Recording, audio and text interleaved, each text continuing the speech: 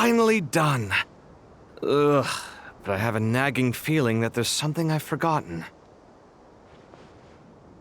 Oh, there you are. Everything wrapped up on your end?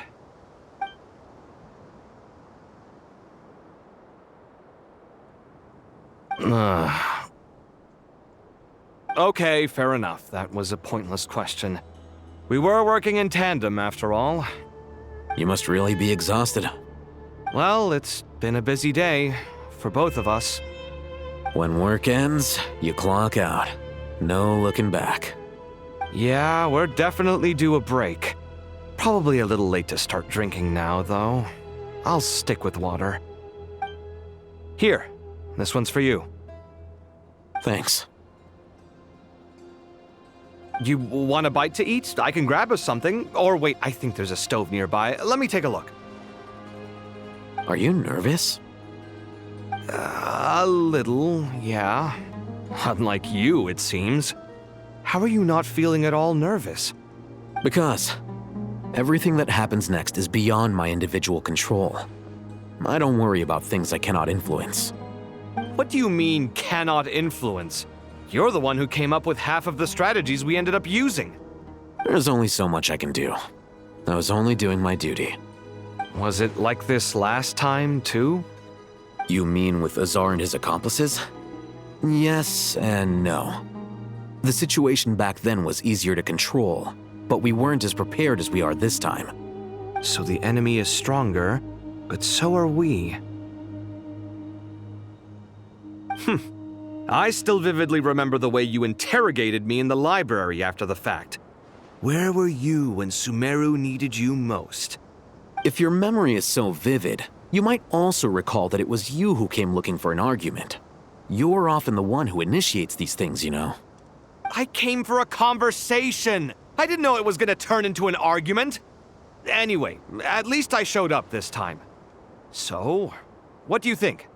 What do I think? I think we're certainly better off for it. It's good having me around to help out, huh? Absolutely. As a citizen of Sumeru, you displayed a remarkable sense of responsibility in the face of disaster. Certainly feels that way. I just shudder to think how the world would have ended up if we hadn't gotten control of the situation. So, do you think this is what impending disaster looks like? The sky is so clear, and there isn't a whiff of decay or destruction in the air. It's hard to imagine that the fall of humanity could happen on an ordinary day like this. Awful things happen all the time. Sometimes people can stop them, and sometimes they can't. What you and I have done is increase our chances of stopping this one. Lofty ideals may provide no defense at all against nihilism, but perhaps little decisions can. Oh, nothing. It's nothing. I hope everything works out tomorrow. It will. As long as we stick to the plan, our chances of success are good. It's really strange. You're my junior, yet you always seem to act more like an upperclassman than I do. I think it's mostly a matter of temperament.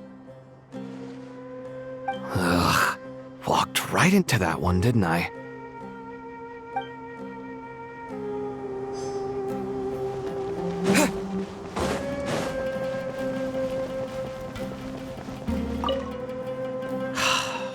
It's really strange. You're my junior, yet you always seem to act more like an upperclassman than I do. I think it's mostly a matter of temperament. Ugh. Walked right into that one, didn't I?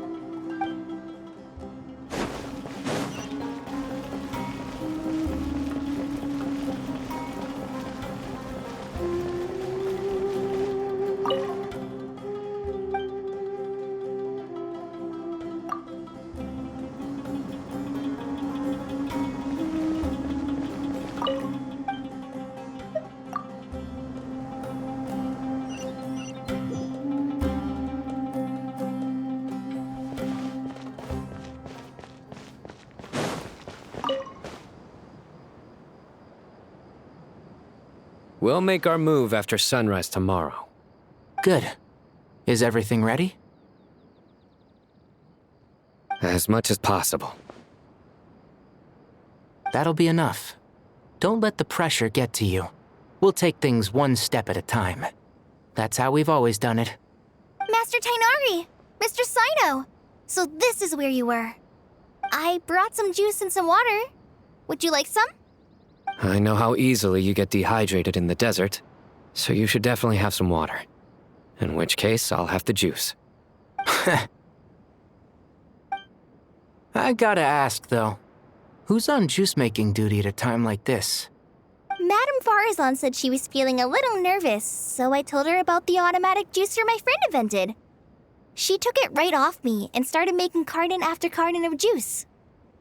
A juicer? Did Sucrose send that to you? Yeah, I hadn't had the chance to try it out before this incident occurred, but I couldn't bear to leave it behind in Gandharvaville. The juice is very sweet. I think so too. Kale, how are you feeling? Physically, I'm okay, but it just still feels strange to me. Why would a great power like this come to someone like me? I know the feeling well. That same question ran through my mind every day as a kid. At least now, you have someone who can relate to you. All the more reason that you should apply for Spontamod. Tainari fiercely opposes the idea, though. Those two things are completely unrelated. What are we all chatting about, Would anyone like any juice? Oh, you have some already. I had some earlier, ma'am. Maybe give the extra to someone else? Very well, very well. I shall be off then. There's this enormous power, and then there's little old you. You feel like there's no connection between the two. And that sense of dissonance is difficult to get used to. Yeah. But after all this time, I can't believe this stuff still gets to me sometimes. Makes me feel a little childish. Kale, just because we normally keep the conversation light doesn't mean we can't discuss deeper issues. I don't think it's childish at all. You were the victim of a terrible crime.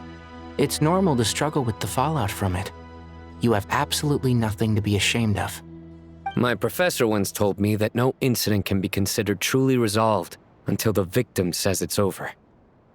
Your rage and your pain are completely justified. Thanks. Miss Nicole said that the same god remains which were once used to inflict so much pain upon me have now become a weapon with which I can protect everyone. It's like my own personal kind of evolution. Every innocent person who's been hurt needs time to realize that it wasn't their fault. I was the same.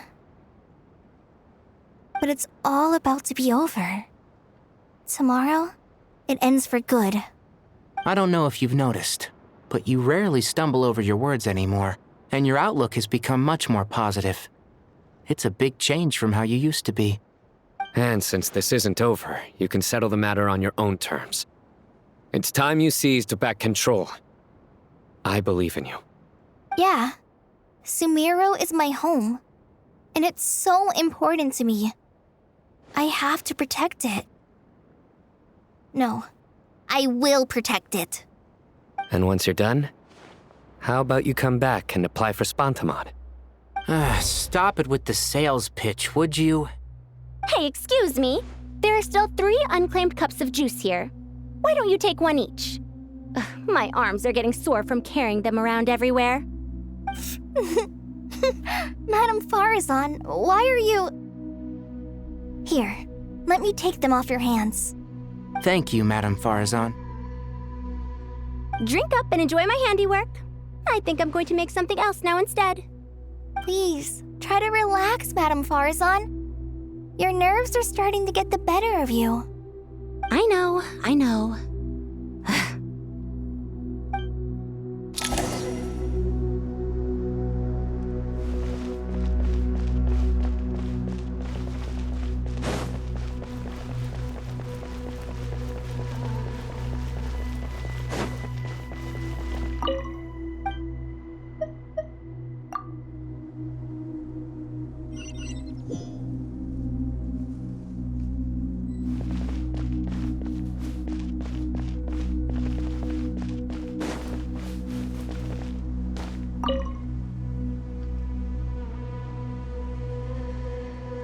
something on your mind, Miss Nefer?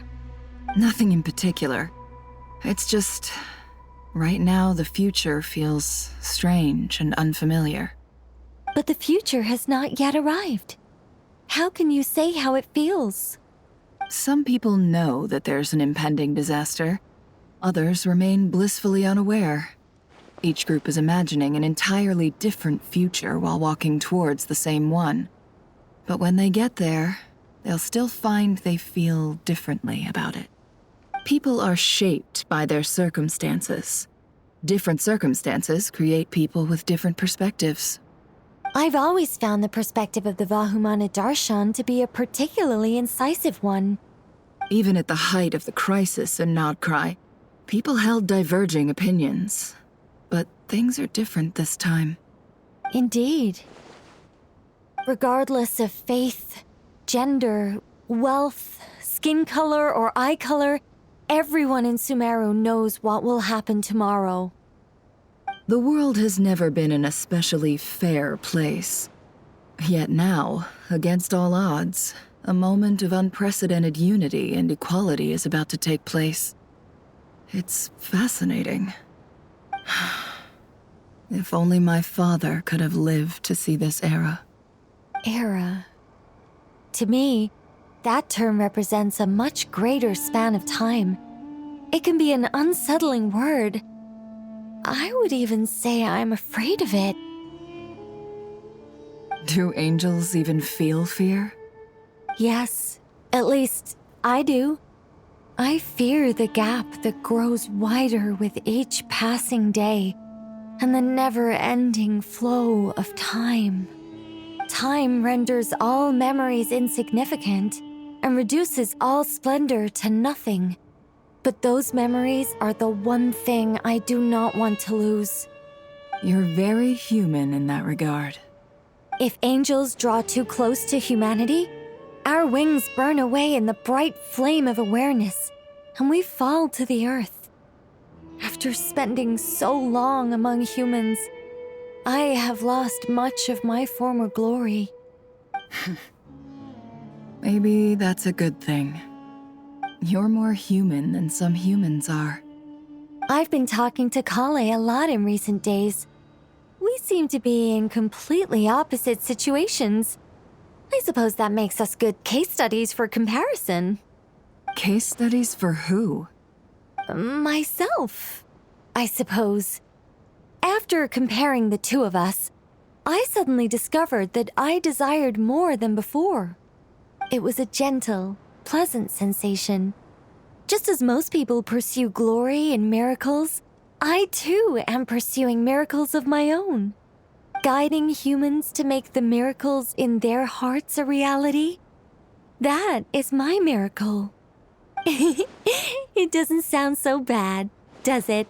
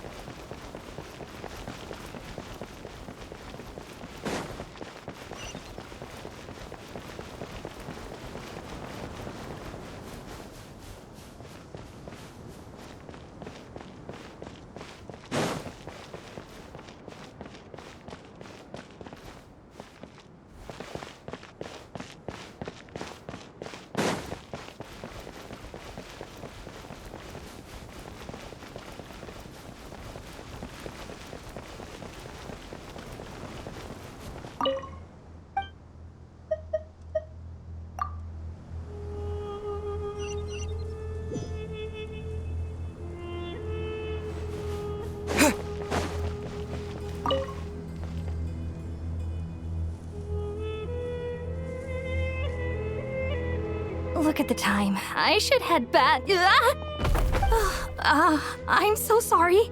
I was in a hurry and didn't look where I was going. Are you all right?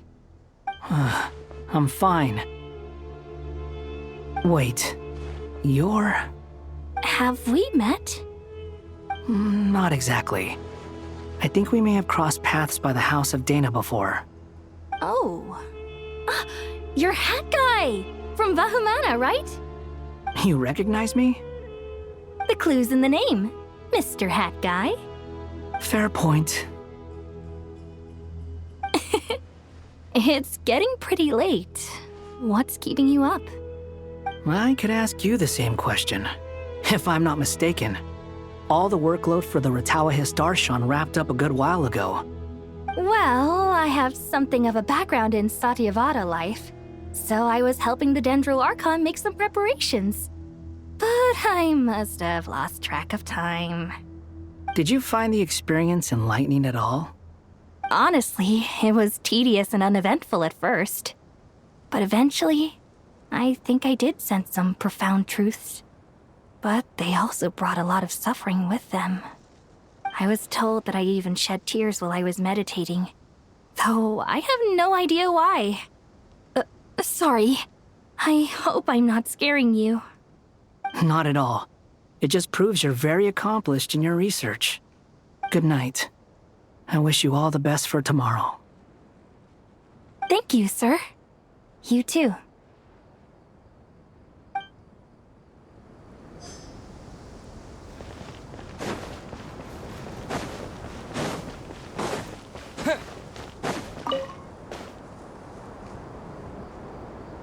Too bad we've got a fight tomorrow. I could really do with a stiff drink. Let us pray instead. Prayer. How nostalgic. Lord Sangama Bay. Came to get some fresh air too, did ya? That's right. Actually, I was hoping I might run into you, Dia.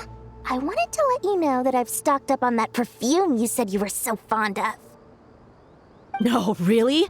I'll take 2. Any chance of a friends and family discount? I knew you'd ask that. And I'm afraid to say that. Surprise! It's free of charge. That's very generous of you, Lord Sangama Bay. Does this mean you've made a fortune in Nod-Krai? Nope. Turns out it's not that easy to turn a profit there. I even ran some assorted losses. But anyway, that has nothing to do with why I wanted to give you and Dia a small gift. Remember that merchant caravan you two rescued in the desert last month? That was transporting my goods! No way! I had no idea that was your shipment. Explains the, eclectic mix of goods, though. Lord Sangama Bay's investment in the desert and generous stockpiling of goods has helped many people over the years. The shelters you funded especially have made life a little easier for the children and the elderly. Wait, how did you know about that? Oh, I see. Nefer told you, didn't she? That pesky lady. Aren't intel brokers at least supposed to charge for divulging people's secrets? She and Candace go way back. It's normal for close friends to share things you wouldn't tell to everyone else. Sure, but why did they have to be things about me? That's how Nefer shows that she cares. She wishes for all of us to know what a generous person you truly are. It must be hard trying to make a living far away from home. Just because we can tell what kind of person you are doesn't mean everyone else can. Well, maybe her intentions were partly good, but I don't think that's the full story. I'm sure she enjoyed knowing how much it would annoy me. I'm telling you, Nefer's got a mean streak. Definitely with you on that. Does praying help you stay calm? Defending one's home is a just cause. My heart is filled with a mix of anger and hope. Anger. You know, being able to get angry is a good thing. It shows that you're in touch with the real world, and that you have the passion to pursue something you believe in. Oh, my lady? What are you doing out here? Just taking a walk to clear my head, and look where I ended up. Were you praying just now? Yes, Miss Dunyarzad. Would you like to join us?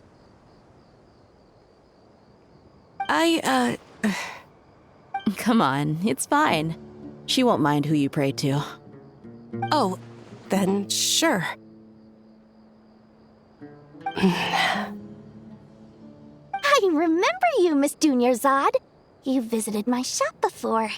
If I recall correctly, the god you worship is the Dendro Archon, correct? That's right. She is such a gentle and kind god. But to me, she's more than just a god I worship. I see her more as a friend. And so do many others. She's not some almighty god who reigns on high, but a genuine friend. Agreed. She's a wise teacher and a good friend. I spoke with several people during the evacuation.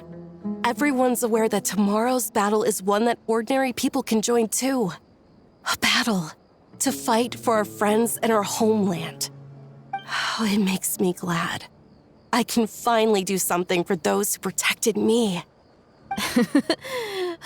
You've grown so much since we first met. Oh, a compliment? Ooh, more please. Thank you. My lady, you've always been a remarkably strong and ambitious person.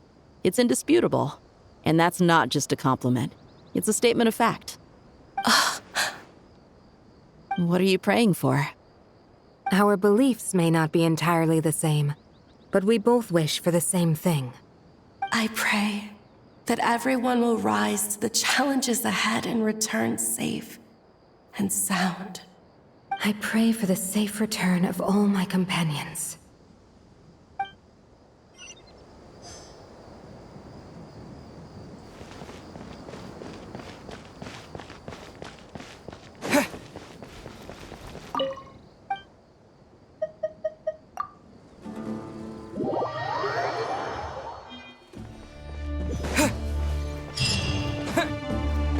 Time to go!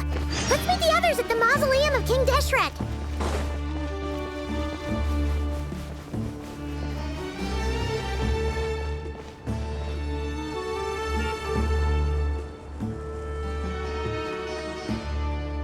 I have not felt this way in a long time. Standing up high, gazing out at the rolling dunes. One cannot know what freedom truly means without first losing it. The golden slumber truly lives up to its name as a dreamland. Though desert sands exist there too, no mirage, no matter how glorious, can compare to true beauty. Dendro Archon, what is on your mind? I was wondering whose counsel I should seek on the questions in my heart. What kind of questions? So many. More than can be put into words. As I once said to a friend, we look, we see, and we comprehend. But the question still troubles us. What are the many disasters that this world faces but the sum of all irresolvable questions? The biggest question you should be asking is how to seize victory. Yes. Although, I would express it differently. I must not fail. And so the question I am most curious about now is whether the path to victory will be an arduous one. What we declare to be a young sapling, we may, in fact, find to be a towering tree, if we would only cast aside our ignorance and look beyond the veil of time to see her true form. Nahida! We're here! Just in time. The preparations are almost complete. Ready when you are. We're here too. Miss Nicole! Miss Nicole! You run so fast! I thought I'd get a lot of exercise as a forest ranger, but I can barely keep up with you. Sorry, I got a little carried away. Lesser Lord Kusanali, the equipment is ready, and the modifications to Aru are all complete. As discussed during our meeting, Accessing Irminsul via the Akasha is no longer feasible at this stage. There are other options, it's just... they're a little more extreme, and more technologically demanding to implement. Maybe you should take it from here. The architecture and functionality of the Akasha terminals overlap considerably with Aru. There is reasonable evidence to suggest that one was developed based on the other, or that they both utilize technology of the same origin. As long as the transplant and merge operation succeeds, Aru should theoretically work on a scale greater than the Akasha and approximately equal to Irminsul. It will become the largest active computing device in all of Teyvat. A system this powerful is capable of a lot of different things. In the past, the Akasha was primarily used for one-way information transmission, but I suspect it could also serve as a central bridging hub. In the pursuit of greater knowledge, some scholars have attempted to connect their consciousness to Irminsul through the use of terminals, incense, and meditation. Correct. In academic language, scholars who reach that stage are said to have entered Satyavada life. Hypatia has performed this practice many times in the past, and she was once under my care for a period of time. Right. And this at least proves that there is a zone within Irminsul that can be connected to.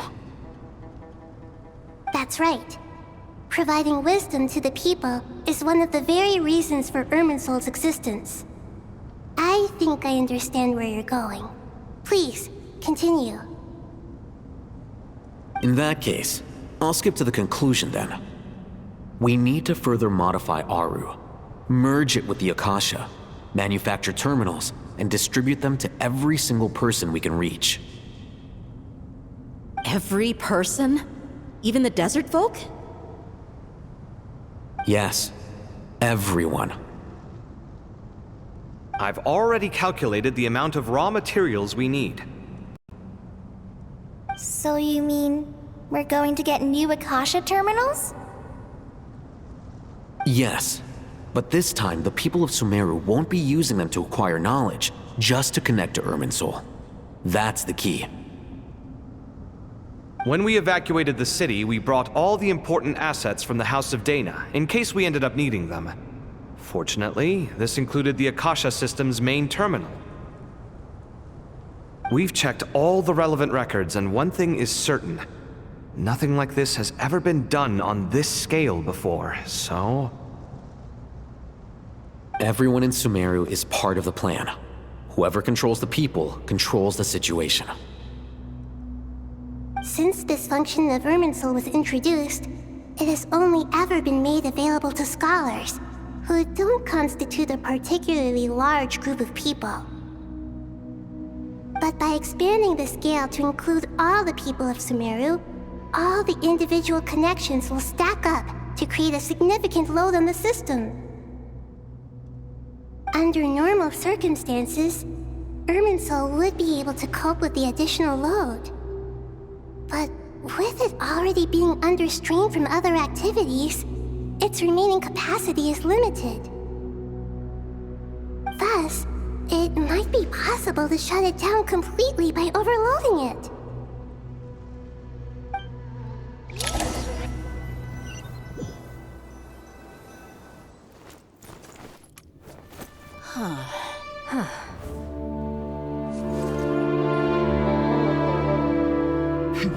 Counting down. 3, 2, 1. Are you ready? Ready!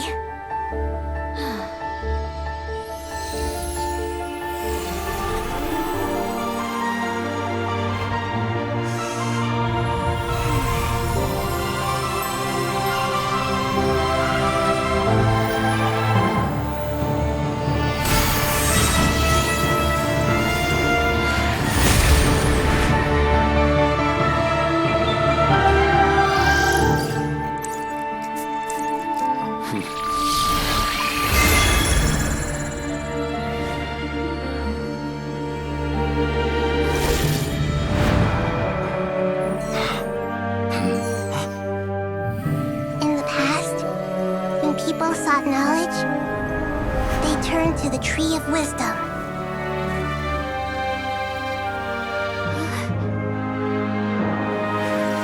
Today, we use it to save Sumeru and the whole world.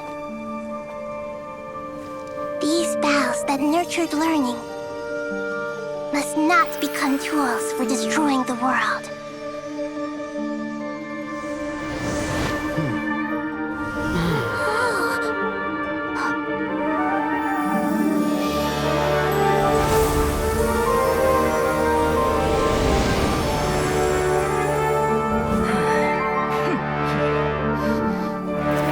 stop.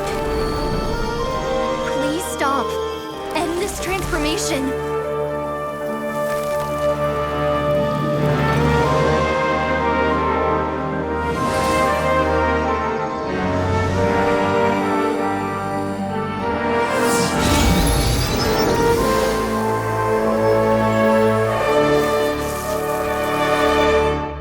You would shut down Irminsul just to stop me?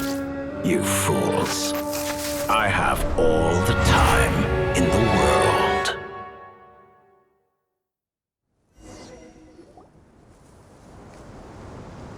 Success! The evil Irminsul tree is step growing! Great!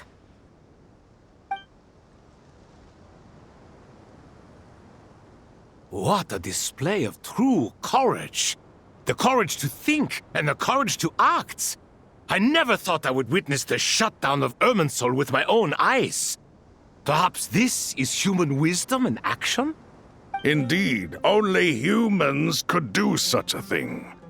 Gods are few and far between. What was once created for spreading knowledge is now used for another purpose. A rather ingenious plan. I am grateful to you three for your help. Only thanks to you were we able to extend Aru's interference capabilities to cover all terminals. Now, nobody who wears a terminal will have their activity accurately tracked by Irminsul. No matter how many eyes Dottore possesses, he will not be able to see us clearly.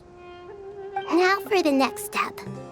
I will need the help of your supreme powers once again. How might we be of service, Lord of Dendro? I need to reach the Eternal Oasis immediately. Right now?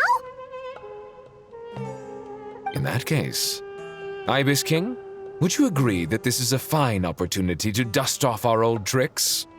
Never. I assume you have that chess set with you? You mean the one you gave to me as a gift? Asking for it back, are you? How could I? You misjudge me. I just wanted to show you another way you can use it. Connect to Safei Shatranj.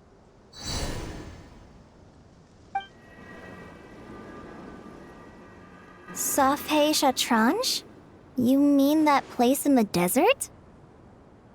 Thoth's chess set gains its power from the chessboard laid out in the desert by King Deshret and ourselves. All ceremonies conducted using the chess set must be activated via Safei Shatranj. In other words, the chess set is an extension of the chessboard.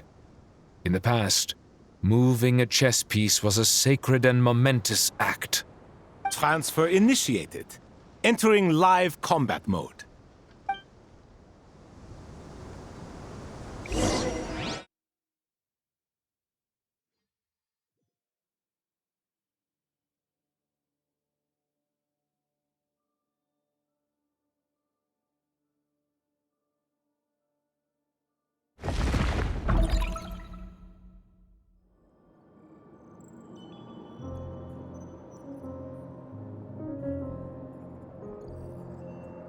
We haven't heard a single word from our spy in the desert. I'm afraid he might have been captured. Never mind. But we spent years turning him. And a lot of Mora. Nothing comes for free in this world, but the loss is not without its purpose. For a small price, we have wasted a precious amount of the limited time they have. Quite a bargain, if you ask me.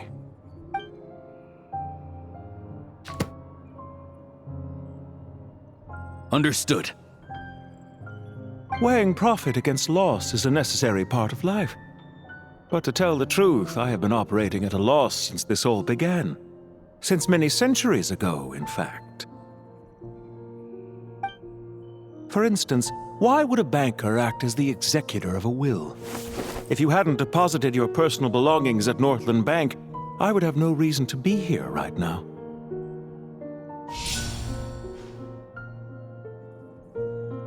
Dottore, I've placed your final data backup into the ley lines as per our contract. I trust we are now square for the safe deposit fees you paid. Is it not a little petty to split hairs like this, given our amicable relationship? I consider sound bookkeeping a matter of principle. Do not forget that you only live to see this day thanks to me. In fact, every day of your life since you met me, you've been living on borrowed time.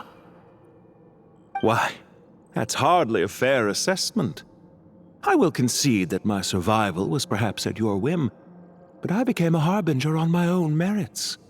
Managing money is not like other professions. Mine is not a role I could have acquired based on your recommendation alone, and certainly not one I could have lasted so long in without genuine ability.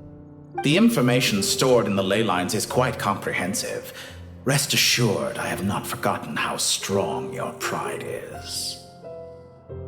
Well, I presume you have no sense of fragmentation while talking with me.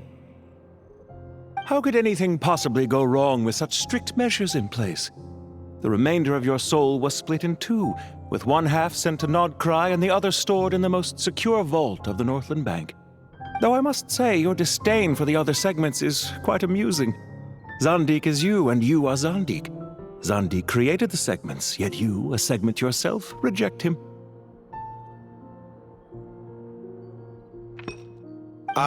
That is, Zandik, created segments of various ages in his later years. To achieve this, he had to freeze time and part with a portion of his soul. But as constructive as it sounds, it erases my uniqueness. If each segment is equally me, then by the same token, none of them are truly me.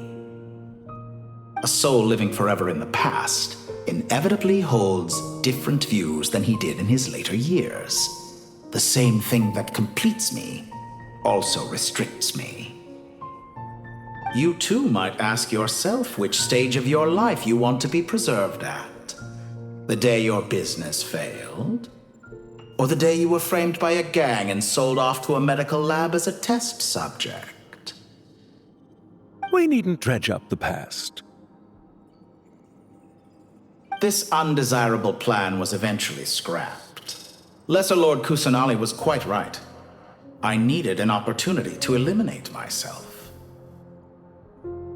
And after that, I concluded that there was no more effective plan than directly splitting the soul. Once the soul is transferred out, you will find that creating a physical body is far simpler than creating a puppet.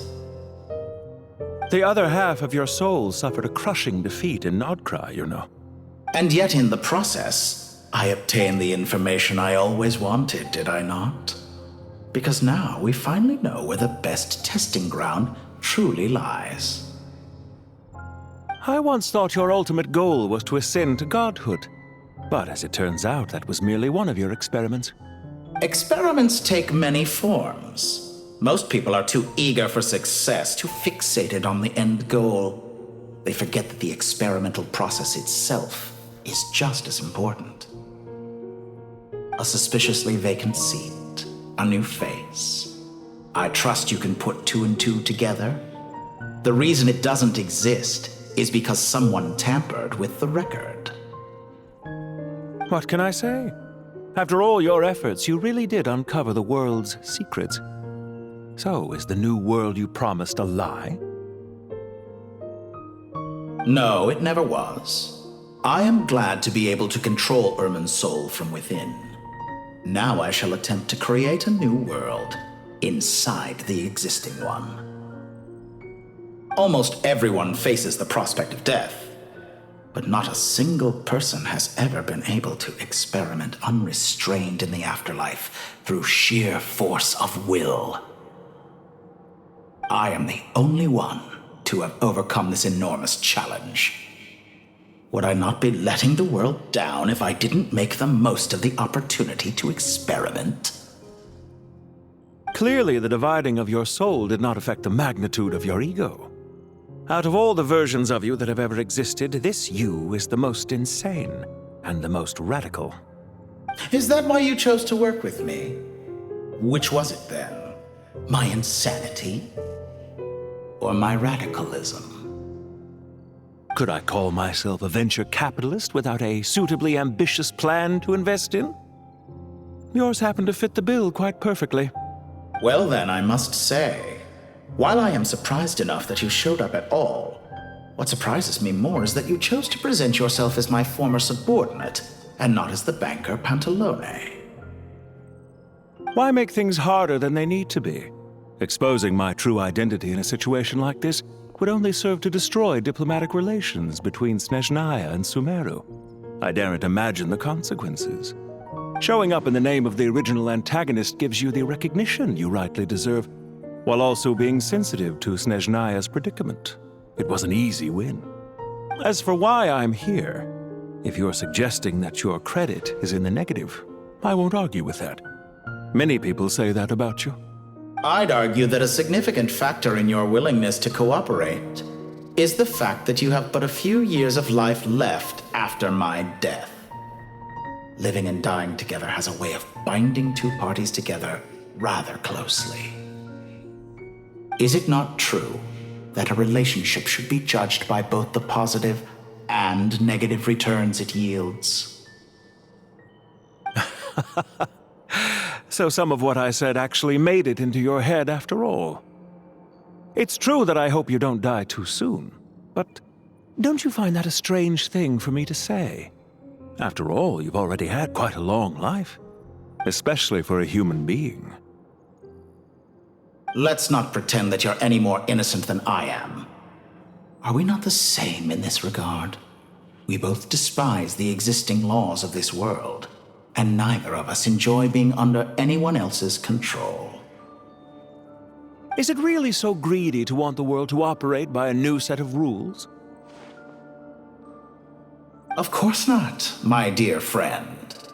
And as I've said before, mutual interest is the foundation for the most reliable of relationships. You can attest to that. I just hope there never comes a day when I have to work too hard to prove that. Regrader, sir. People have been spotted approaching Sumeru City. How strange. Despite your access to Irminsol's data, it appears the soldiers noticed before you did. They must have found a workaround. Well, Dottore, I trust you know what this means. The fact is... They're coming. They'll breach the city gates any moment now. But even so, I would say Irminsol is a wonderfully convenient thing on the whole. If you do manage to create a new world, perhaps you could plant one outside my office, too. I'll consider it. What do you need me to do? Stall them? The experiment will take time. Stall them for as long as possible. Very well. But you're really asking for the moon here. Have you heard this story? There was once a guilty man, kneeling in the center of a church while an angry mob outside waited to bring him to justice. He pleaded with the gods, begging them to grant him one final request, the chance to finish confessing his sins before he was sentenced. Many suns and moons passed, seasons changed, and still his confession continued, as if he intended to speak until the end of time. Are you suggesting I worship you as a god? Or were you hoping that I might confess my sins to you? Certainly not the latter. That would make my life miserable indeed. For someone who despises them so, you never seem to have any objections to me creating or becoming one. At first, I thought you'd be furious. Concerned I would terminate our partnership, were you? Not at all. You had reasons why our partnership must continue. Don't you find people's attitudes toward gods amusing? A god descends from the heavens and people worship it unreservedly, blindly following whatever rules are given to them.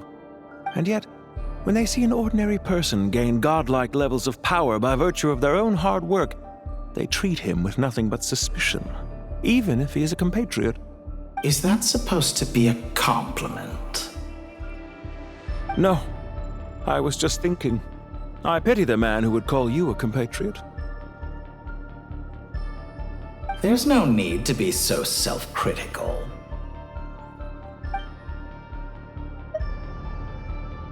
I know it's a little late in the day to be asking this, but how have you been keeping?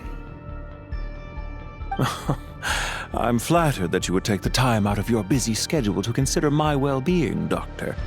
The part of your soul that went to Nod-Krai caused quite a stir, sending our organization back to the drawing board on numerous fronts. It was quite a headache for everyone involved. Dear me, I must have caused you no end of trouble. You certainly did. I had the rare honor of being summoned before the Tsaritsa with Pulcinella to answer for myself.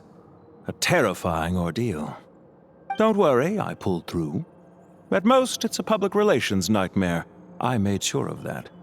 Now I'm curious. How did you explain yourself?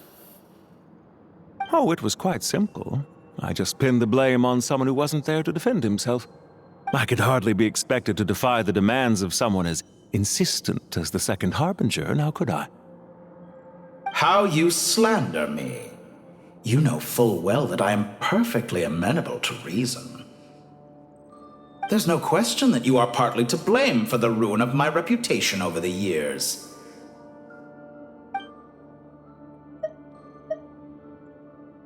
Do you have anything lined up for when this is all over? Hard to say. Field work always takes quite a toll on me, as you know. Once I'm back at Snezhnaya, I'll start with a well-earned cigarette. Why are you so eager to ruin your lungs after I went to the trouble of replacing them for you? If you have an issue with it, feel free to try to stop me.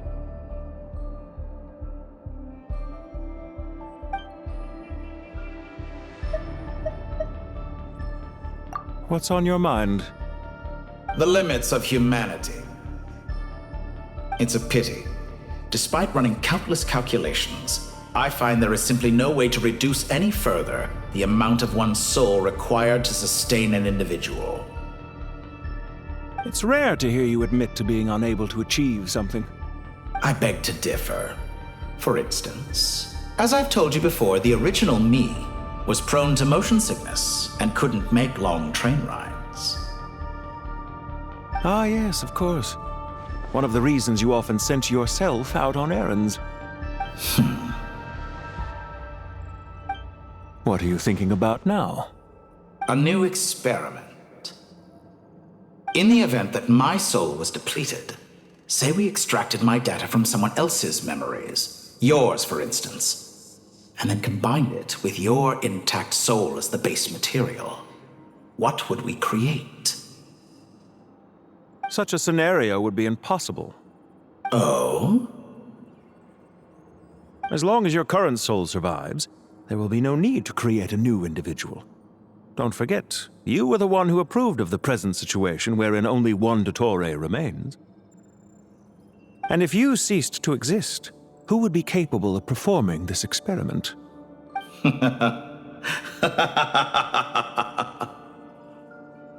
Since the day I met you, you've always excelled at talking your way out of a quandary.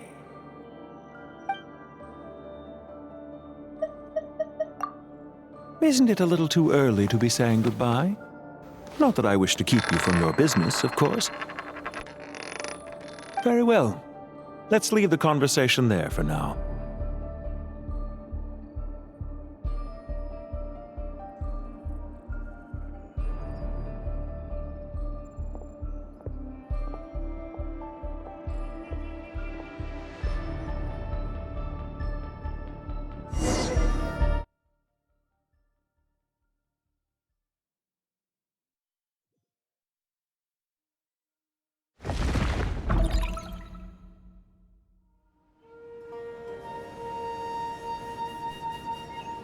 The power of King Deshret's 7 pillars is truly remarkable. With just a chessboard, you can move an entire unit across the material plane. Yeah, sets us up for a much easier fight. Really makes my day. The last time we stormed the city, it involved a lot more running around. I wonder how many people can say they stormed a city twice in their lifetime. I was just thinking that. I've definitely had more than my fair share of unusual experiences in my life. This is my first time here, actually. We never usually leave Gandharvaville. I hope this will be my last time. Does everyone have to chime in? Can't we just fight? What an amusing comment, my dear lady. Yet humans often alleviate tension via small talk, do they not? Whoa! Why is Candace's shield talking? Because the image on her shield is one of me. And I, of course, can appear wherever I wish to. Well, la-dee-da. Isn't that fancy? Could I get in on this? You wish for your gauntlet to speak? Why, certainly. Ahem. I think you'll find that it is I whose image is carved hereupon. Thanks. Definitely feel stronger now. You're welcome, my lady. I am glad to lend you my power. Sino, what's the situation? There are troops stationed at every entrance. As we expected. A frontal assault will suffice. Everyone, stick to the plan. We'll take the main entrance. You head for the House of Dana's side door. Move out.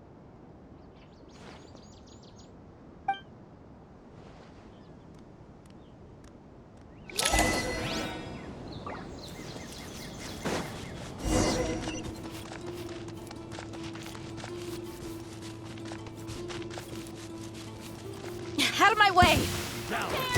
Take this! Watch out! Get lost!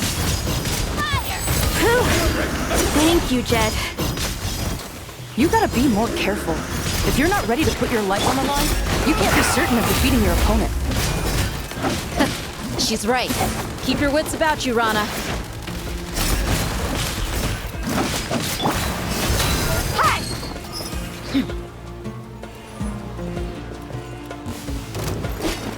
Pay your dues. You're dead meat!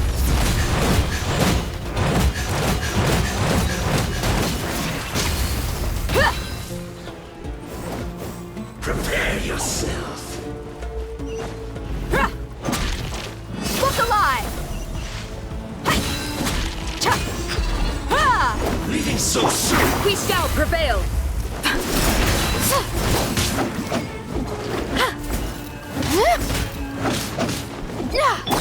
Futile!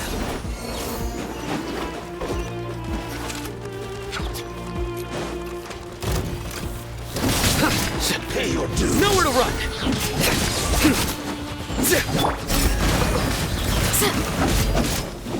Buckle up!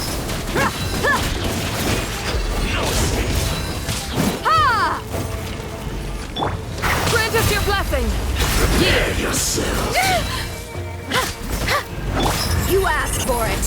So soon.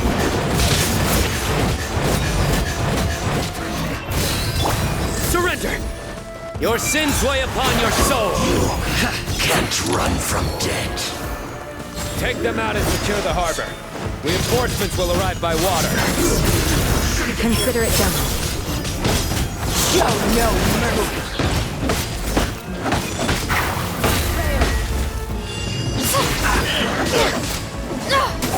Let's get it on!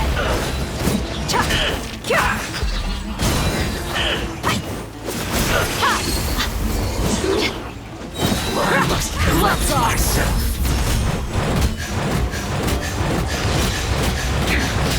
This is trouble.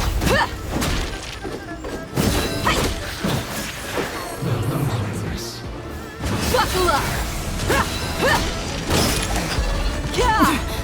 Winter shall eventually come.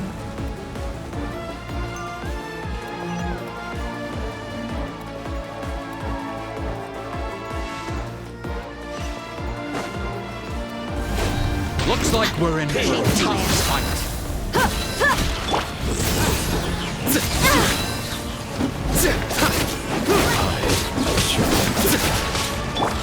Leaving so soon. We shall prevail! Nowhere to run! Judgment is upon us. So...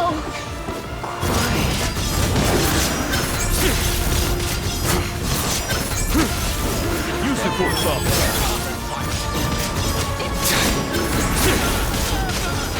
You stand condemned! You asked for it!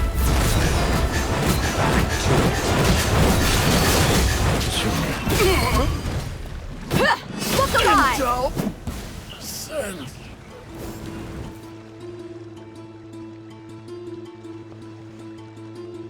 Waterway secured.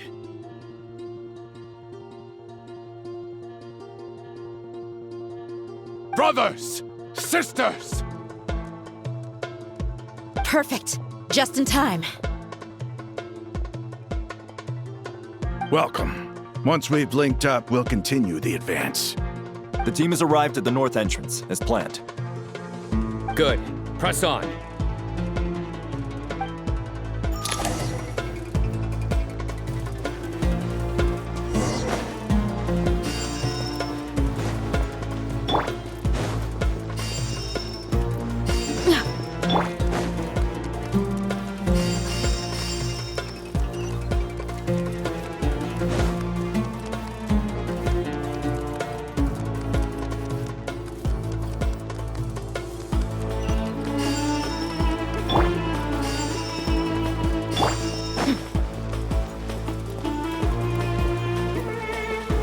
Are you here to play with me? Buckle up!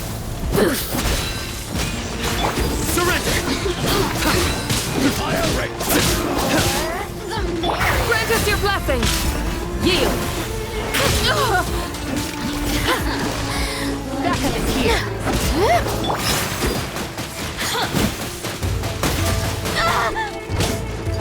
Let's get it on!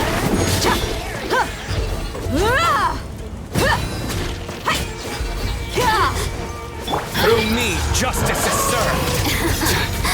Let me amuse myself a little. Oh, now you've got me worked up.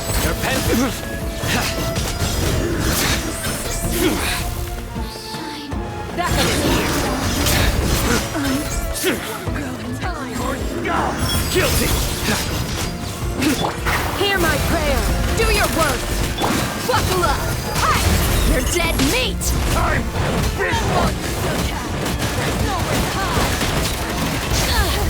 Couldn't fix it.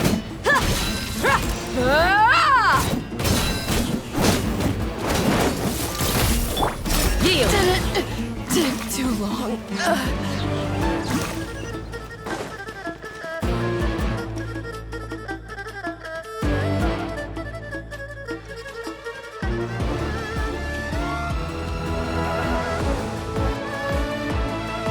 Look out! It's an ambush! Finally. We need to hurry. Take the middle road now. Mahamacho Sino, area clear. Don't relax just yet. More Fatui approaching from the right.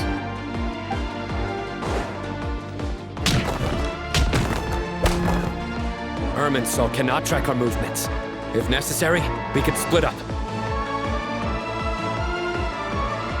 Don't worry. We'll wipe them all out. As you can see, our people came raring to go. Good, good. How are things with the Traveler? Can Tainari keep him safe? Don't underestimate Tainari just because he's a forest watcher. He can handle it. All right. You know that's not what I meant.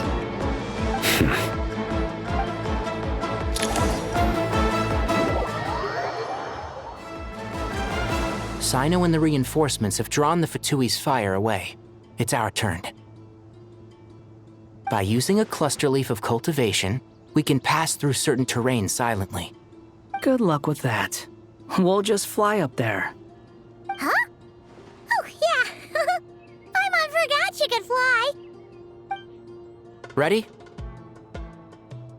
Ready.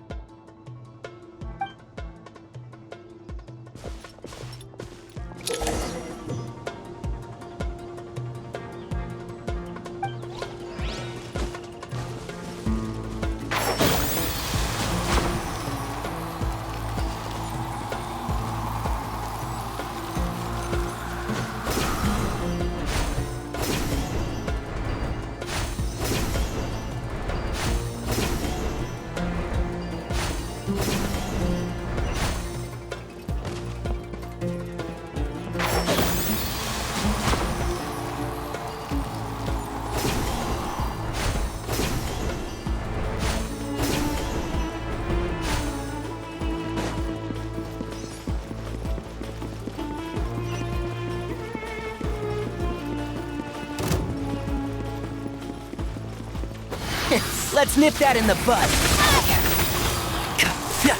Time to do it. Scorching burn by everlasting flame. The wind rises.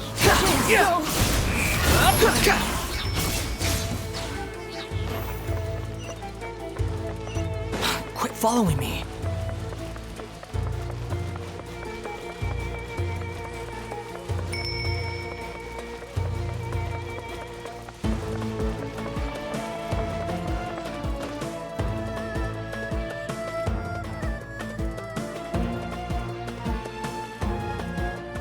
Fatui soldiers up ahead.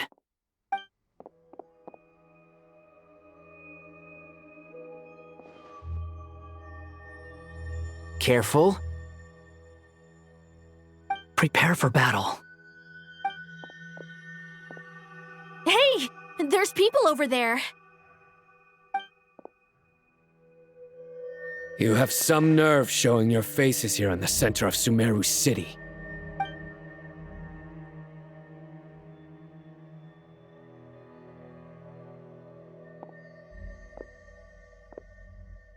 You're right on schedule. Well, this guy sure as heck isn't your average Fatui sergeant. They've stationed quite a few people nearby. It definitely looks like they were waiting for us. But something feels off. Everything about this guy feels too deliberate. I highly doubt he's just a subordinate of Dottores. And he's no mere sergeant. Whatever his rank is, it's high. Much higher than we thought. So you've been waiting for us. But it looks like you're geared up for a conversation, rather than a battle. Very clever, General Mahamatra Sino.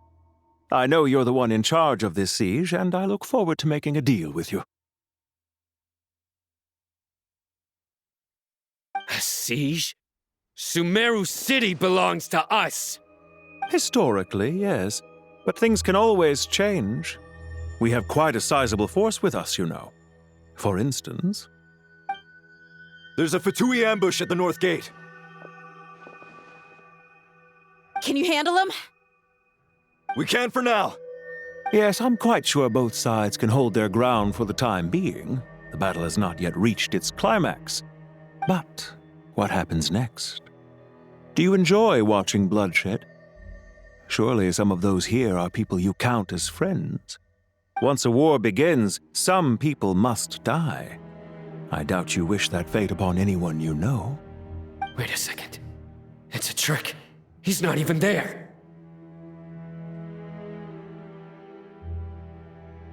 Silence! He disappeared. What was that? A ghost? Curses. He was never there to begin with. That was just a shadow projected there to lure us in. Enough talk! Attack! I apologize for being unable to accompany you at this crucial moment, but I am compelled to leave for reasons beyond my control. Please excuse me. Sumeru's General Mahamatra is quite ruthless. It's a good thing I wasn't there in person. Your illusion held them up for a time just fine. But now that they have seen through it, they will realize you were just a decoy. Decoy or not, what matters now is that they will be heading your way imminently. Not imminently. They are already here.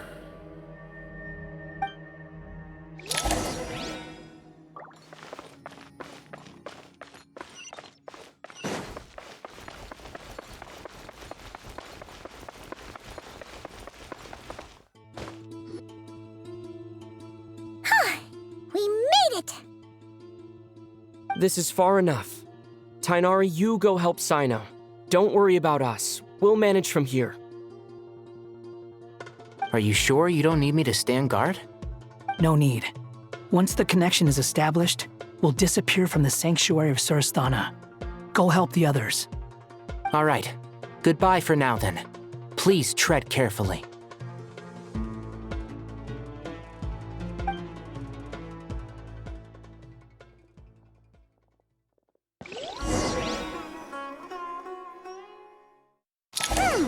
Now where's the interface Nahida Purana mentioned. Come on, where's it hiding? Found it. It's over here.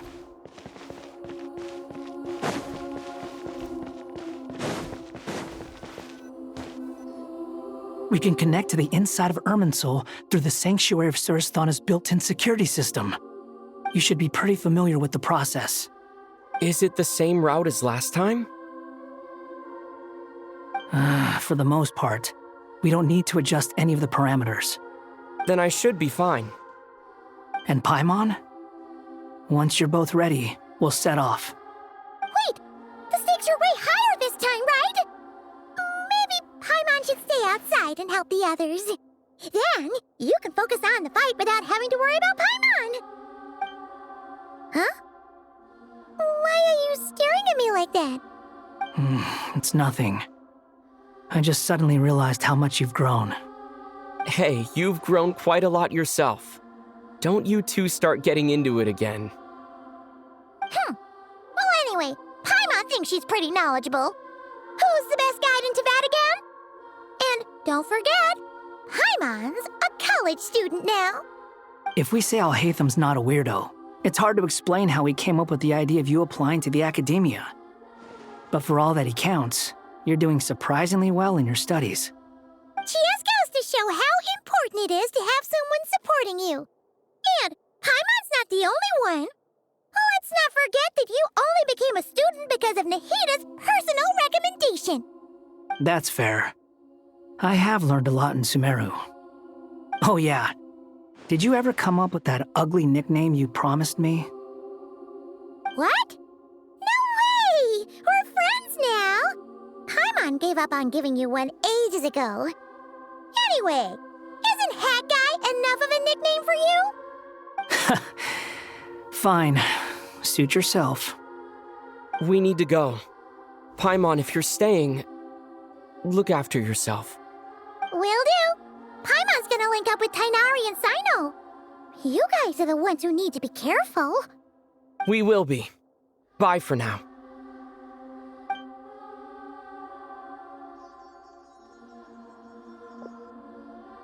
Initiating connection.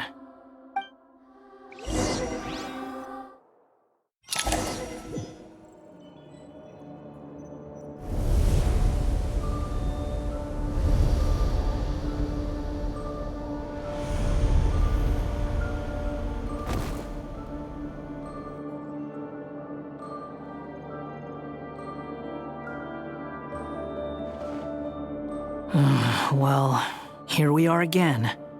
Come to think of it, I still don't even know where we're going. Thanks to our terminals, it should be impossible for Irminsul to read. I can... Don't tell me. Only you need to know. That way, whatever happens to me next, it won't affect your progress. Listen to me. Your safety is just as important as mine. Don't even think about sacrificing yourself for the greater good. We came here together, and we're leaving together. All right, if you insist. I won't argue with you.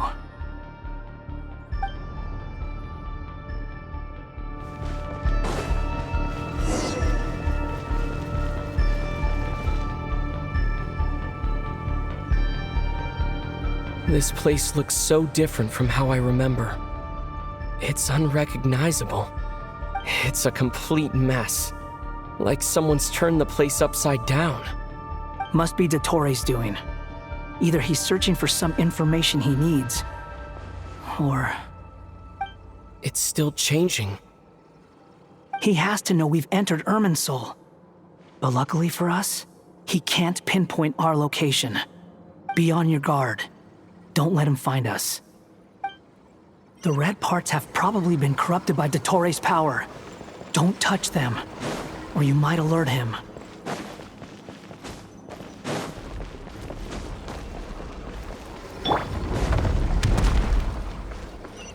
He's looking for us. Tread carefully. That wall could be a problem. Fortunately, it looks breakable. Give it a shot.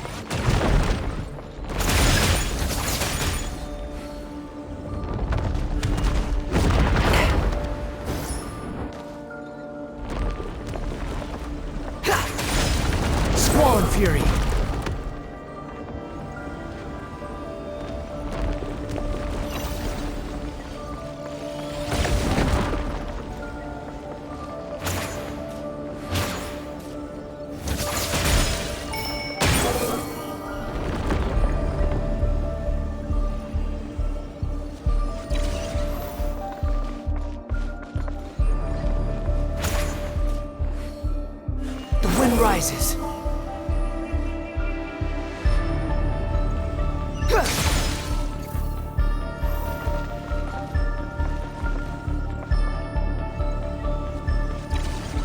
Behold!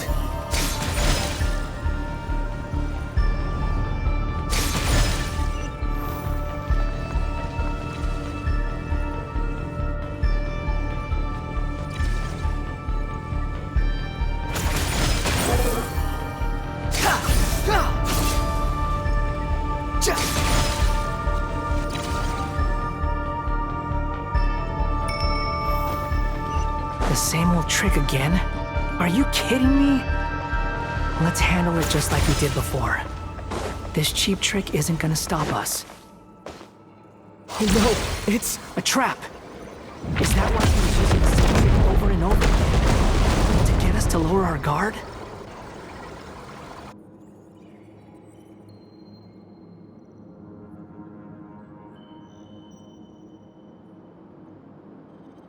I'm trapped!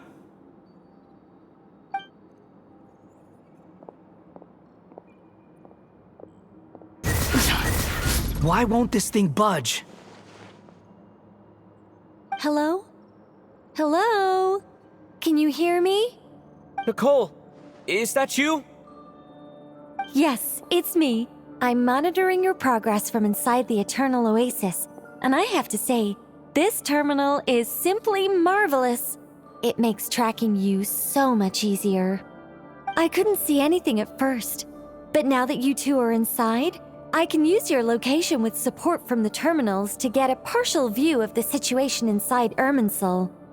It's not the clearest image, but it's better than not being able to help at all. So, here I am.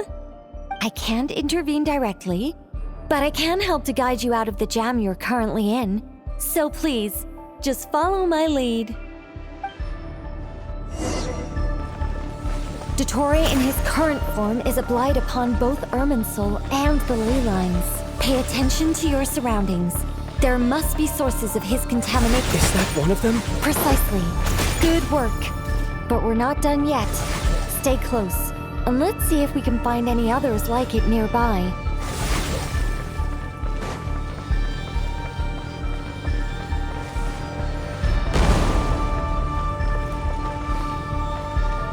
Quit following me.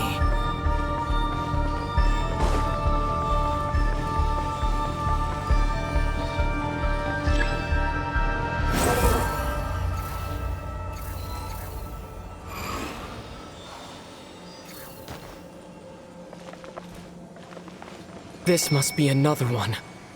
Agreed. Now... Wait! Watch out! It's Dottore. I think he's found us.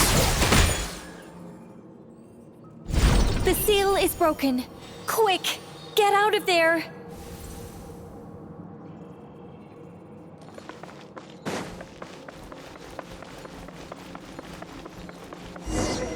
And where exactly do you think you can run to? What is that? Pursuers! That's gotta be it! Run! Don't let that thing touch you! Dodge that attack!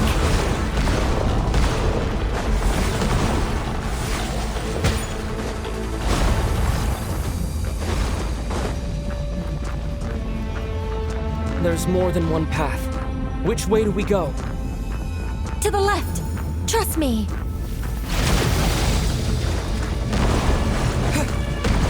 Fleeing like vermin.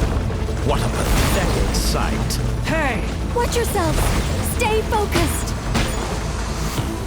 There's a cliff ahead. Jump! More of those corruption sources. Destroy them as you did before, and open the exit as quickly as possible. They're relentless. Is he trying to wear us down? You'll just have to destroy these two. I think the pursuit is over. Hard to say. Stay alert.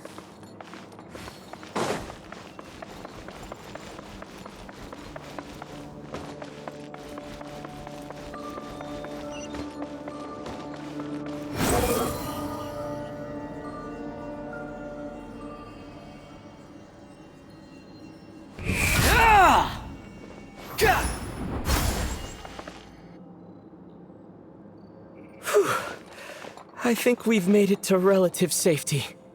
Phew, goodness. That was tough. You doing okay? I'll be fine. Don't worry. Take a short rest, and then... Nicole? Nicole! The connection's been cut. But that means... Look at you supporting one another. How very touching.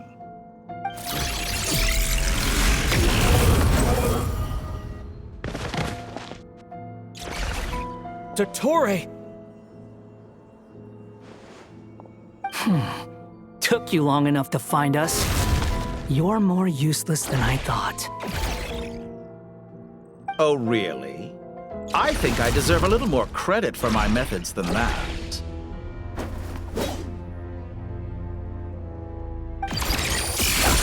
Rather than hunting you down, I chose to let you roam free.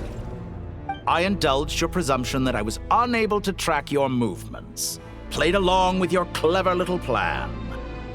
Fleeing is for animals, but I rather enjoy watching you flee. Some things lose the will to run altogether as soon as you put them in a cage. If that's true, then why did you come looking for us? Because I wanted to observe you up close, of course. Don't misunderstand me, I'm not here for a fight. Is it so unusual that I wish to greet my old acquaintances in person? After all, it's been a while. Scaramouche.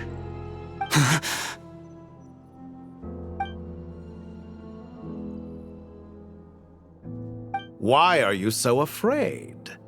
I have done nothing unprecedented in discovering the truth. Nor did I go to any great lengths to uncover your story. You made a bold series of moves in deciding to erase yourself, and with the power of this great chronicling device called Irminsul, you were able to achieve something quite remarkable. Once most people form an opinion about someone, it tends to imprison their mind. Yet you managed to erase every trace of your existence. A novel take on death indeed. However, this meant that you stood out to me all the more when I saw you in Nod-Krai. I didn't even have to go looking for you. Just the sight of you was enough for me to intuit the truth. For someone in my position, connecting the dots was a trivial affair. It would have been more surprising if I hadn't managed to piece it together. You seem very pleased with yourself for figuring it out. I'm sure you'd even be more delighted to learn the full extent of your crimes. That would hardly be necessary. Besides, isn't there something that concerns you more right now? Something that fills you with dread? Let me put your mind at ease. I have no intention whatsoever of restoring any of the records you deleted. For one thing, it would be exceptionally difficult.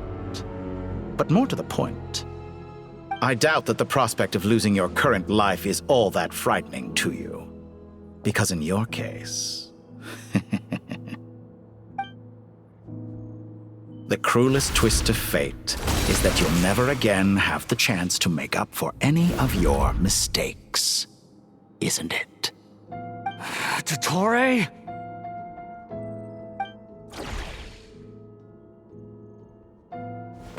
All here shall bend to my will.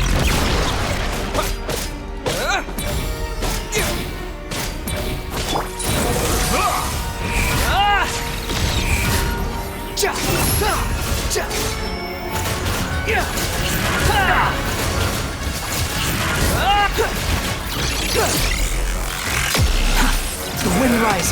That's far enough. I'm afraid you'll need to do better than that to take me down. I expected you to have grown stronger. Ah, how foolish of me. I forgot that you lack any means to increase your power. You will pay for everything you've done! Oh, will I now?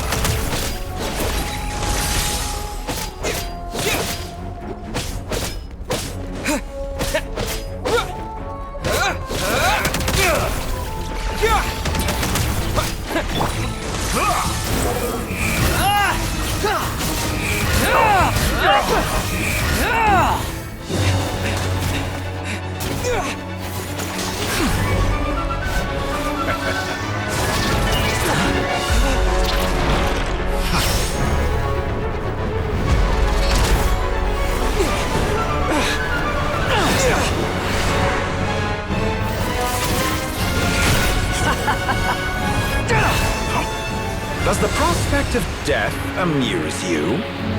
I could ask you the same question! I'll distract Ettore. You focus on the mission. Got it!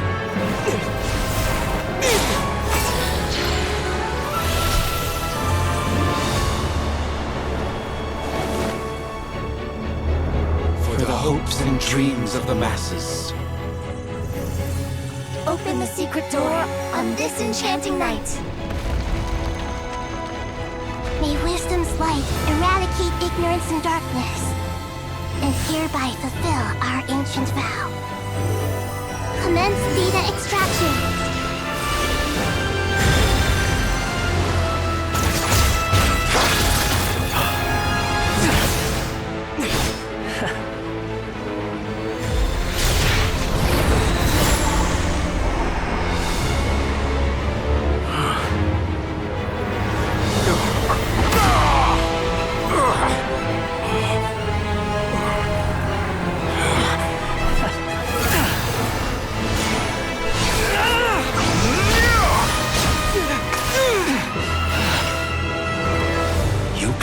Outdated ideals and stand in the way of progress. You will pay for interfering with the grandest experiment of all time.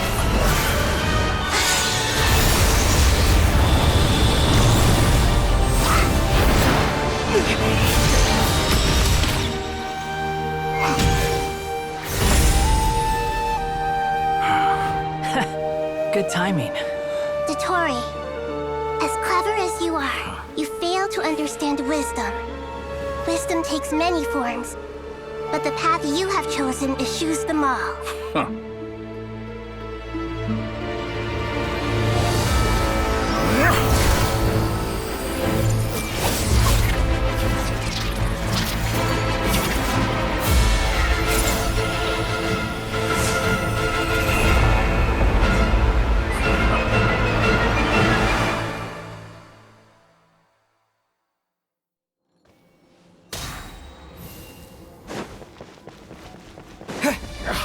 My strength is fading! Since you are within Irminsul, it stands to reason that any power you wield comes from.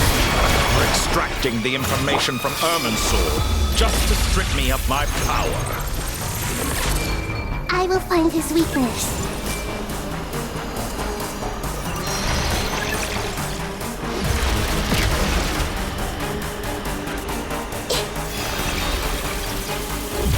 Everyone hold hands!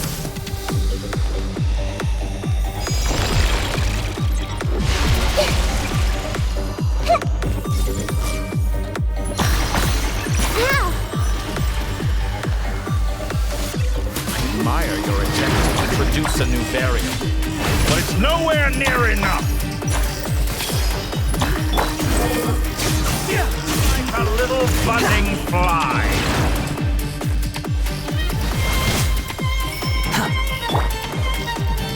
Scorching fur! Yeah! Yeah!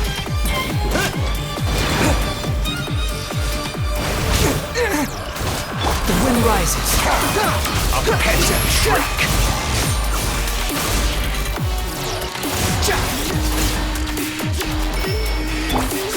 Grow! Time to ignite!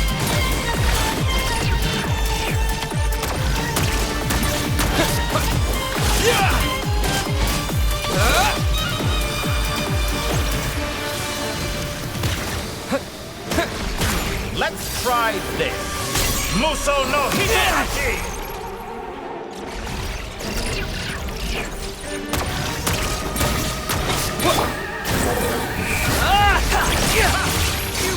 They're so close! Just hold on a little longer! I'll hold him up. Traveler, Hat Guy, the rest is up to you. We certainly have a knack for surprising each other, don't we? I'm just getting started.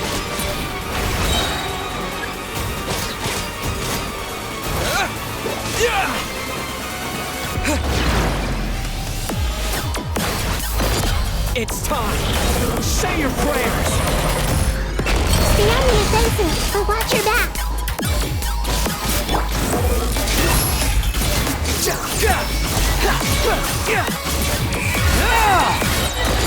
It's time. Say your prayers.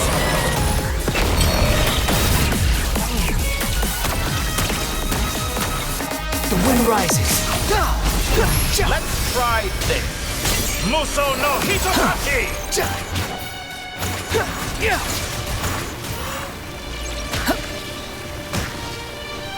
Behold!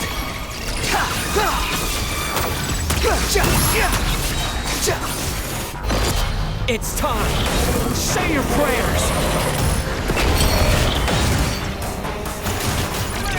Final play! The wind rises.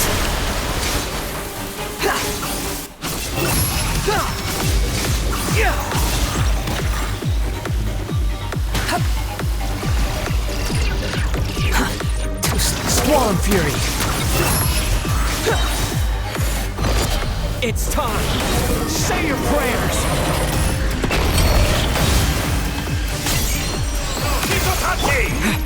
Scorch and burn. The wind rises.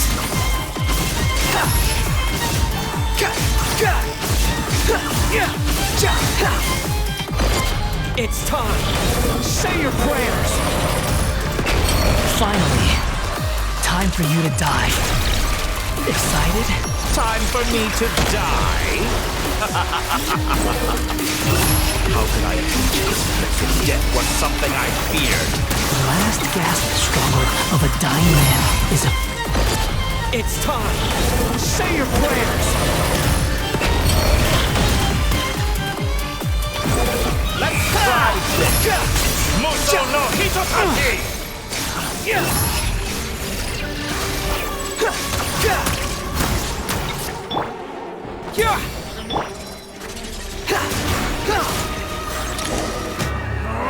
That's enough!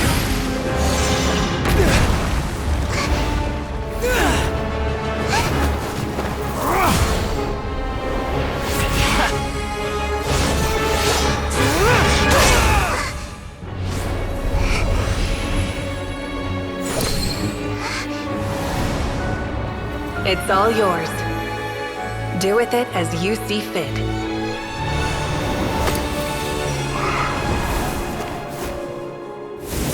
Just as you say, this world is home to some archaic things. And as you suppose, you are a formidable opponent. You have long coveted the secrets of wisdom. So now, I will demonstrate true wisdom in action. I invoke my supreme authority as the keeper of Irminsul. Commend me or condemn me, but give your verdict now!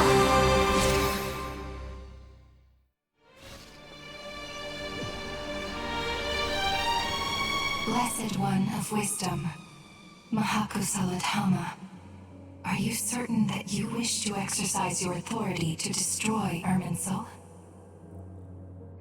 It represents both your roots and your finest accomplishments. You truly intend to abandon the very thing you have always fought for? This is my decision. Irminsul has been corrupted beyond redemption. Irminsul is the original tree of Tevat. It is the means by which the heavenly principles maintains fate itself. The 7 Archons should honor and revere it, for their authority was bestowed upon them by the heavenly principles. It is precisely because I honor and revere it that I fight for the humanity it exists to protect. Wisdom is knowing how to weigh the options and make the right decision. If you truly care about the fortunes of this world, then it is me you should seek to preserve. Planting a seed begins the chain of cause and effect. Since you have become a great tree yourself, why should the loss of another tree be anything to fear? Till we meet again, Lord of Dendro.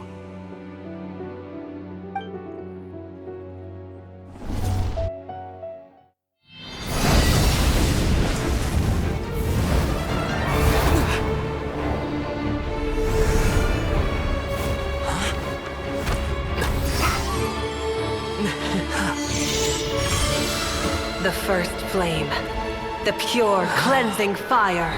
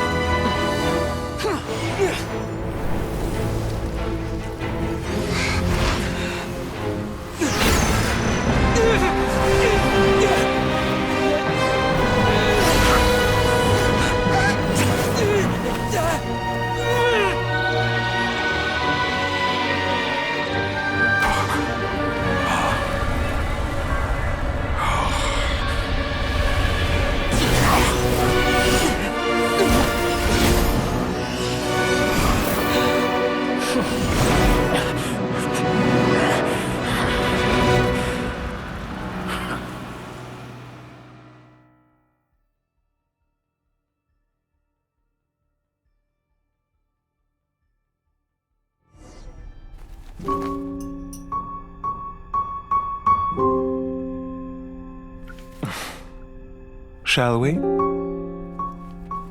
Where were we? I was suggesting that you needn't perform when signing a contract. You're only sitting here because your bank demanded an evaluation of the trustee. So you told a story about a young scholar from a merchant family in Sumeru? I told a compelling tale, didn't I? The post-expulsion story is far more captivating. The human experiments or the elixir of immortality? The part where you die. Ah, yes. My favorite part. The 35-year-old Segment thought of himself as Dottore, reserving the name Zandik for the original specimen. Of all the Segments, he was the most selfish. After his expulsion, Dottore searched for a new direction. He joined the Fatui, studied Elazar in great depth, secured resources. He was rather fortunate in his career. Zandik turned to Conrian technology and successfully created his segments. But this was not immortality. Even with backup segments, his body would still age. Still, thanks to Snezhnaya, Zandik found the ideal base for his experiments. Then a perfect partnership materialized at a crucial moment. The year that both parties realized they needed more time. Fortunately, Zandik succeeded. In a miraculous turn of events, he gained the extra time he needed. I seem to recall it differently. All right, it's true. No matter how much elixir he took, Zandik remained human and continued to age. Then, on the morning he turned 85... Help me up! Call for help! Surely he would be rescued, Zandik thought. But to his surprise, no one helped him. Zandik was too selfish for that. Don't forget, you're one of us. Yes, and we're all waiting. Waiting for me to die. Pantalone arrived for a meeting and happened to witness what followed. He found it unsettling. I never said that. But the Zandiks were unfazed. It was a rare opportunity for self-dissection.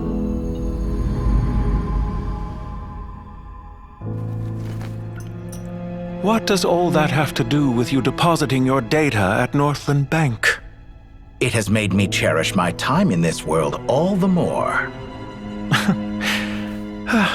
Fair enough. So you do have a sense of self-preservation.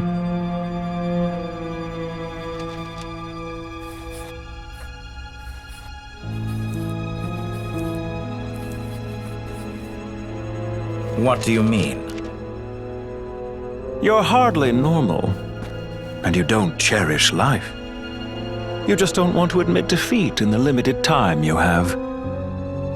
Even so, don't I deserve an interesting ending? I'm counting on it.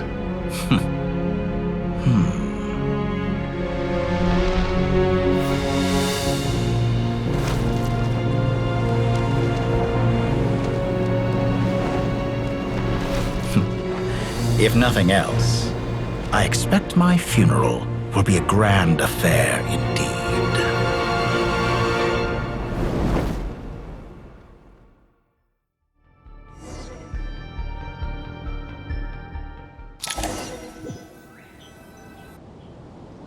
What a magnificent fire.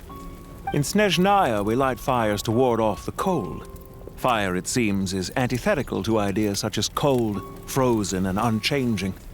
Perhaps it has always been that way. From the beginning, fire has been used to drive away wild beasts and warm the body and mind.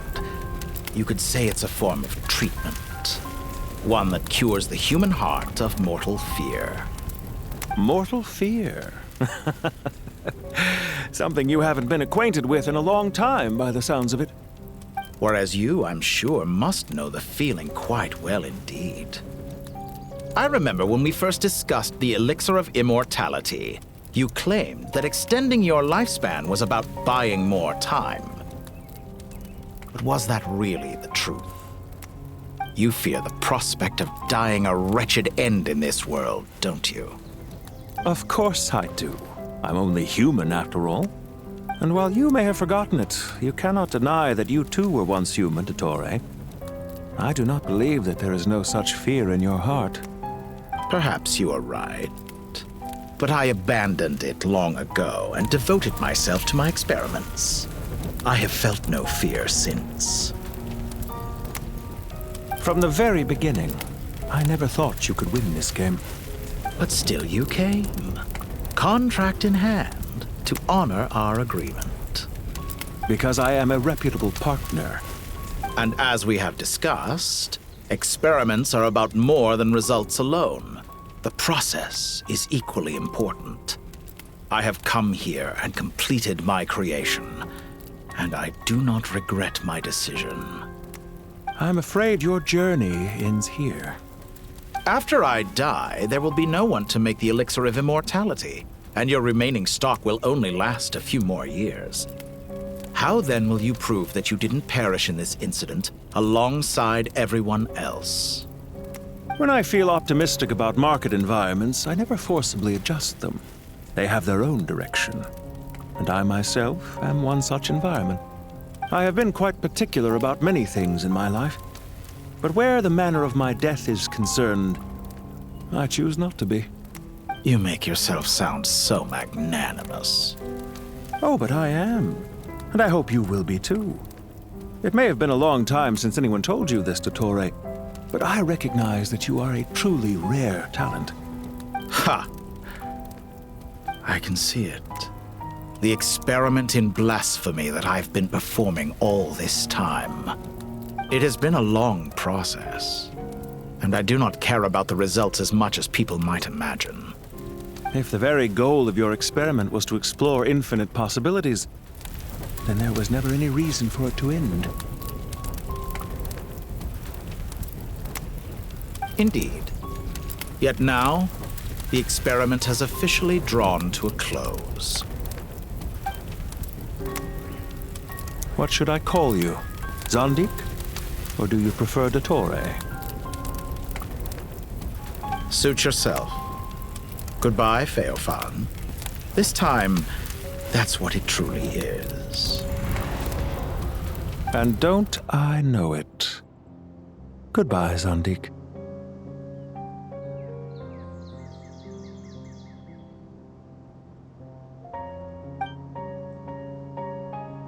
I could have carried out many more experiments, but to me, Lord of Dendro, this outcome is certainly not the worst. I believe you.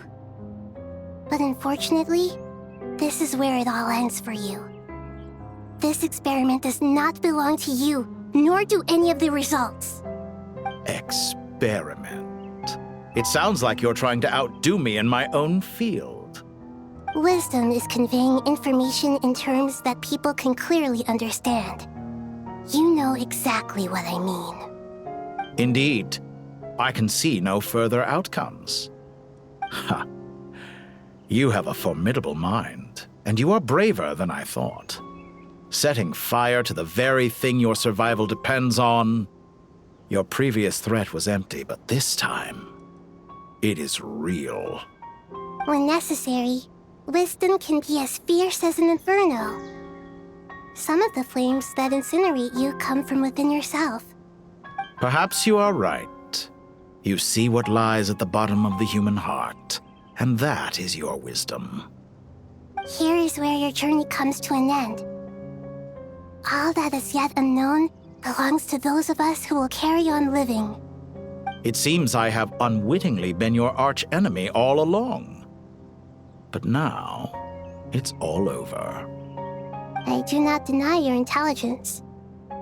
But what you refer to as experiments, I would never describe in those terms. They are events that take place in the real world, and they are so much more than mere data. Goodbye. We will never meet again.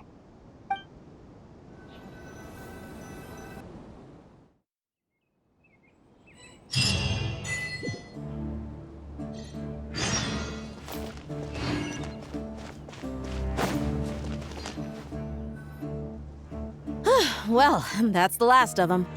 Everyone on the list is already back where they should be. It was a long, hard road, but we finally finished escorting everyone back. I just pray that we'll never need to leave again. I hope we can stay here forever in this peaceful paradise of our own choosing. Paradise. In the annals of the Temple of Silence, that word carries great significance. It represents the hopes and desires of the gods. Their longing for a place to rest. I wouldn't think gods need such a place. People always think they're the only ones who can lose their homes. They forget that gods too need a place to reside. As the Goat King once said, "A god without his people shall cease to exist." Gods need their believers every bit as much as their believers need them. Only we can truly understand how much the desert faith has faded over the centuries. But we still talk about the gods as though they're part of our lives. Given the myriad ways in which gods and humans interact, I'd say they really are. How else could Dunyarzad consider the Dendro Archon a friend? Well, that sounds about right to me.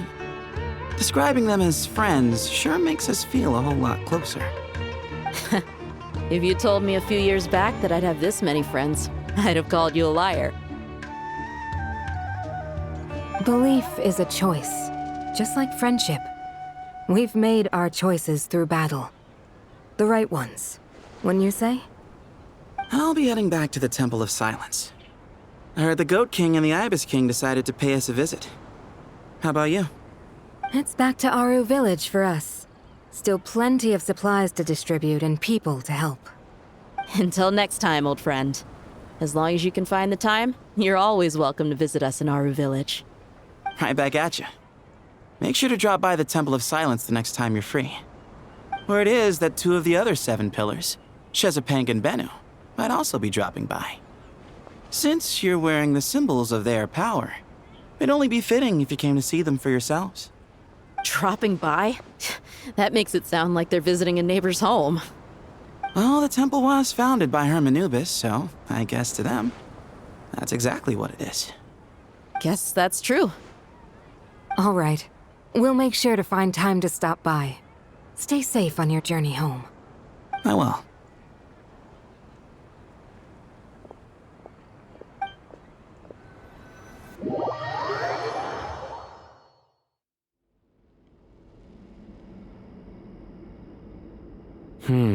You do have a point. See? Retirement has always been a problem, especially for old-timers like us who've been locked away all these years. You finally step out into the light, and bam! You're face to face with a whole different world. Naturally. What do you think, Layla? Huh?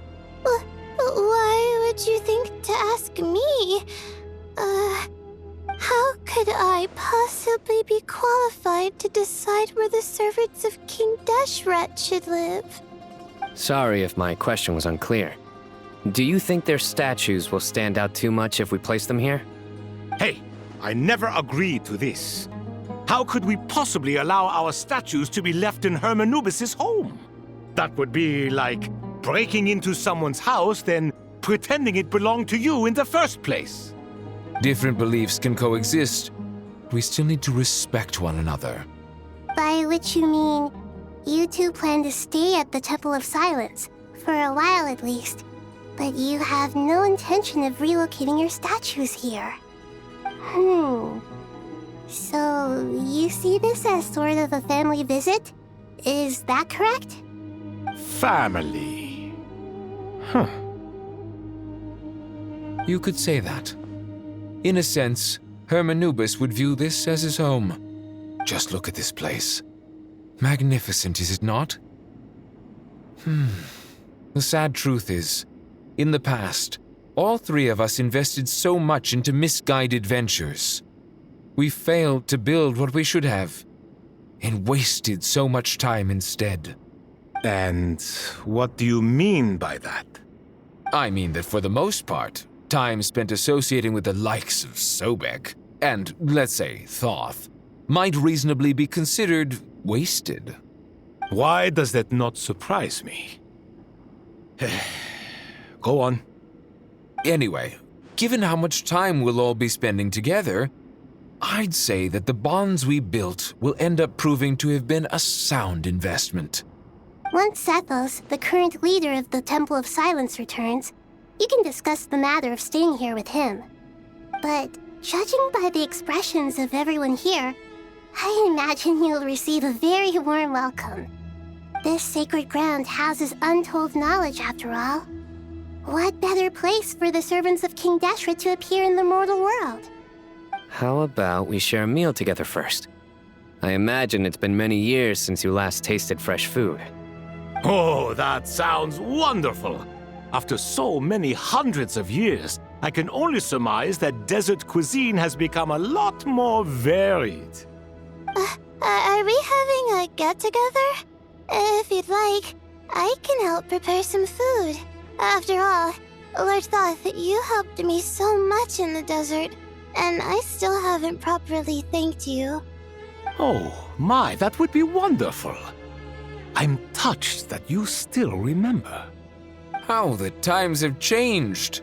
To the people of today, it seems the Ibis King has become a kind and passionate god. And you, Mr. Herreshoff? What kind of god do you wish to be? To be honest, I haven't given it much thought. How about you, Dendro Archon? Do you have any hopes for your future? Me? I'm very happy with my current life. Forgive my bluntness, but you do not seem to derive your authority from majesty and might, like Lord Al-Ahmar. Clearly your approach has its advantages, but also its dangers, don't you think? I do, but projecting a majestic front doesn't really suit me. Besides, my relationship with others isn't simply one of a god and her people. Not putting on airs might earn you more adoration. Exactly.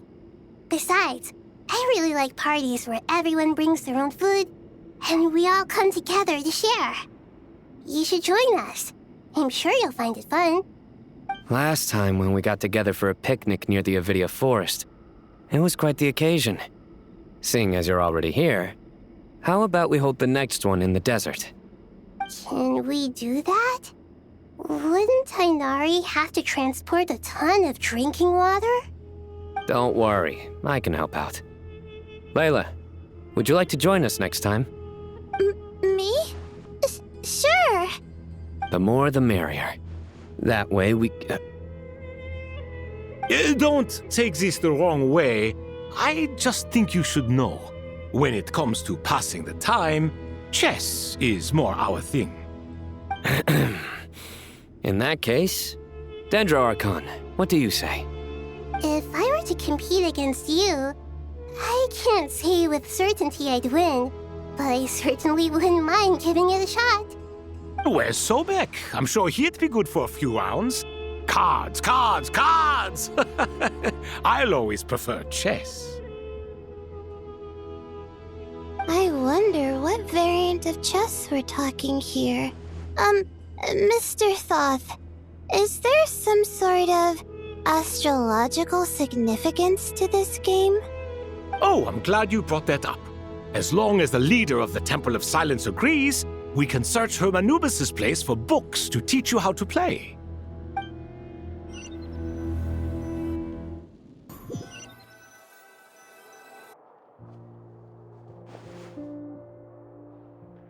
Such devastation visited on Sumeru City.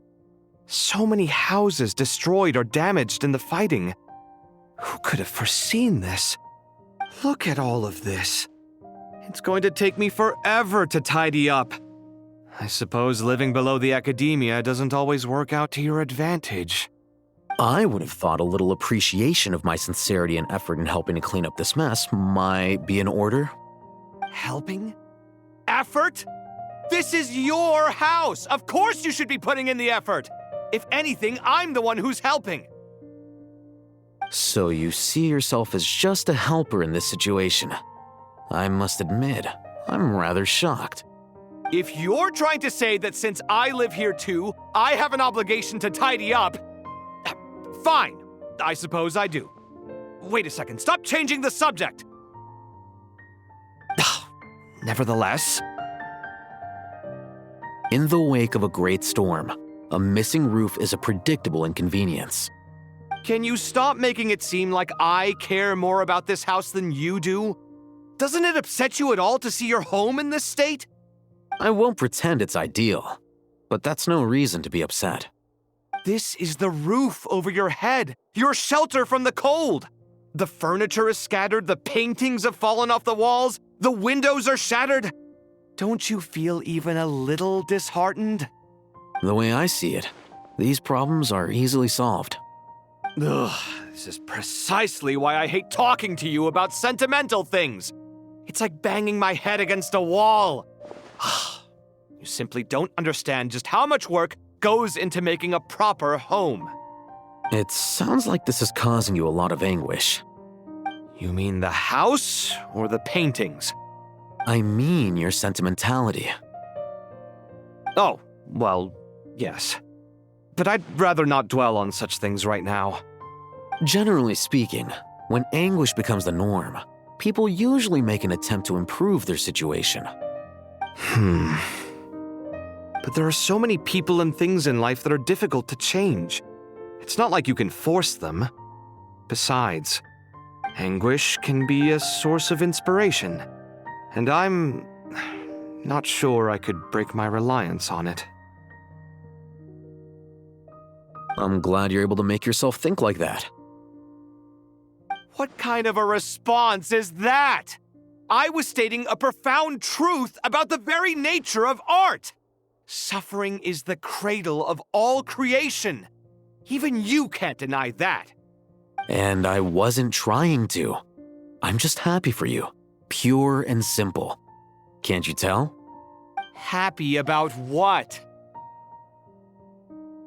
Happy that you can always find an answer that backs up your views. You... More often than not, life is a process of running into problems and then searching for answers. Yours more than most.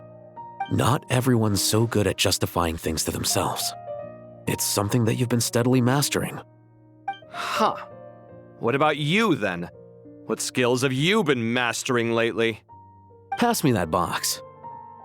Huh? Okay.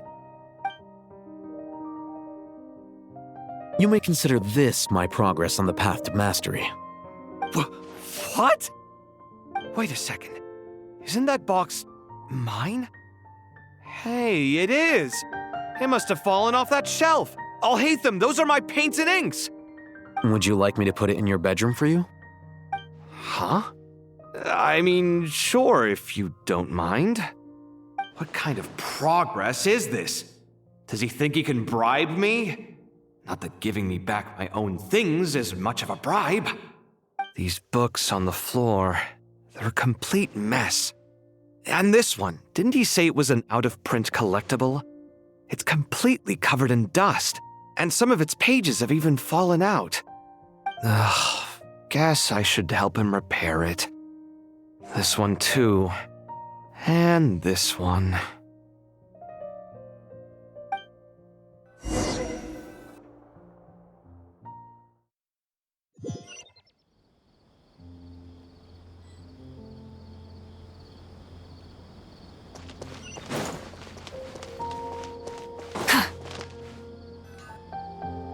Local subterbeasts, imported goods, such a bright future ahead.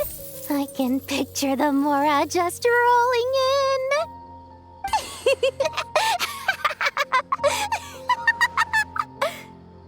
You do realize you sound like a choking cow?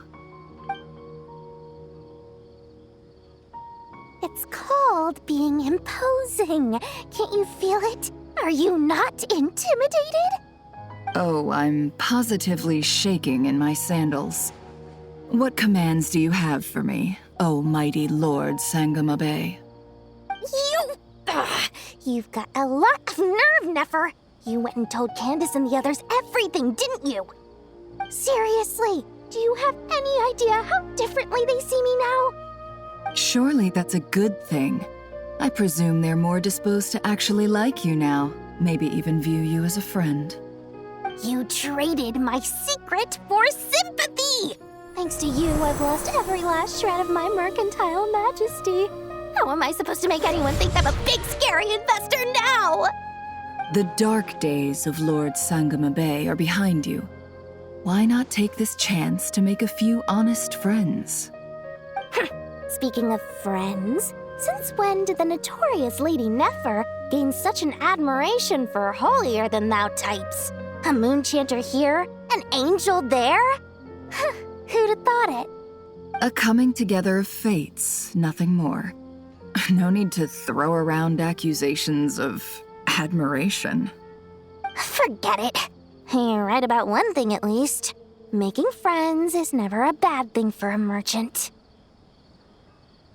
So, I really took a loss this time.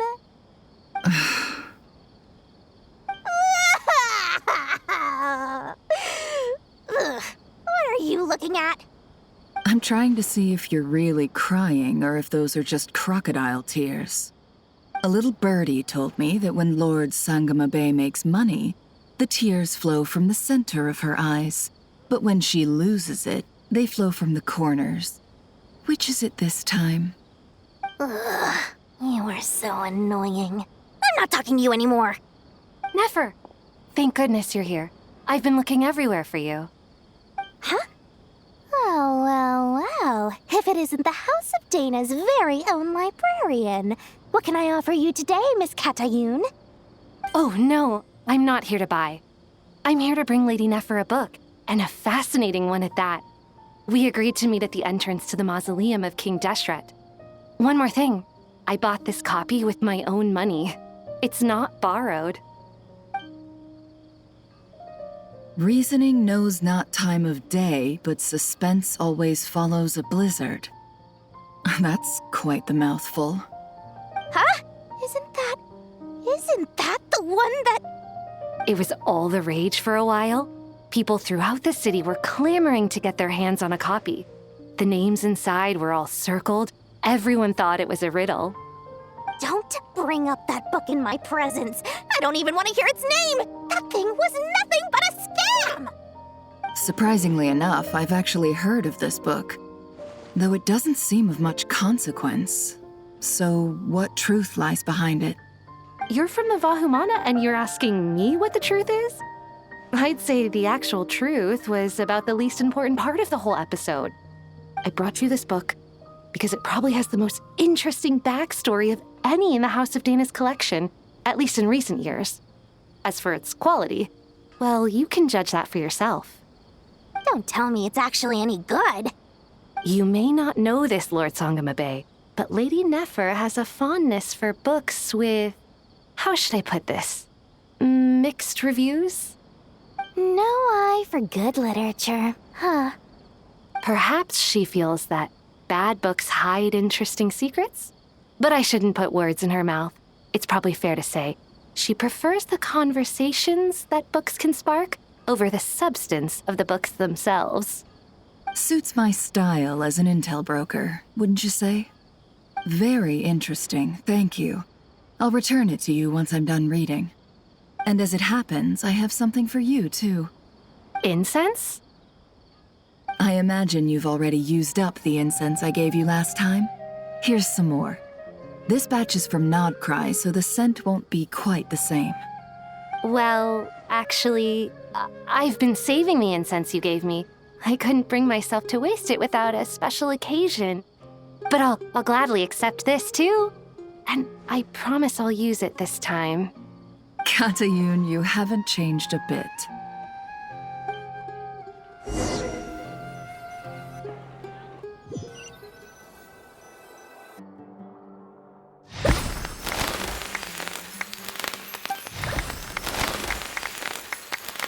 Congratulations, Kale. Well done, Kale. After studying for so long, you've finally become a full-fledged ranger. Sure hasn't been easy for you, huh? This really is fantastic news. All grown up. No longer a trainee, but an official forest ranger. Oh, the next step is to secure tenure in the academia.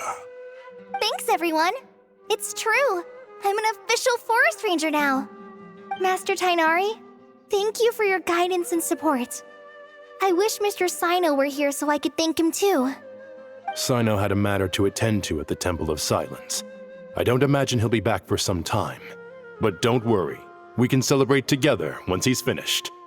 I'm afraid the party will have to wait. Kale still has some matters to attend to first. Kale? Is everything all right? No, it's not what you think. There's nothing wrong with my health. I just have a few things I need to deal with. I've made plans with the Traveler and Paimon to visit Mondstadt. Master Tainari and Mr. Sino will be accompanying us too. Well, that's a relief. Let's get together when everyone's back. I'm sure you'll be doing even better by then. Of course. I have a feeling you're right.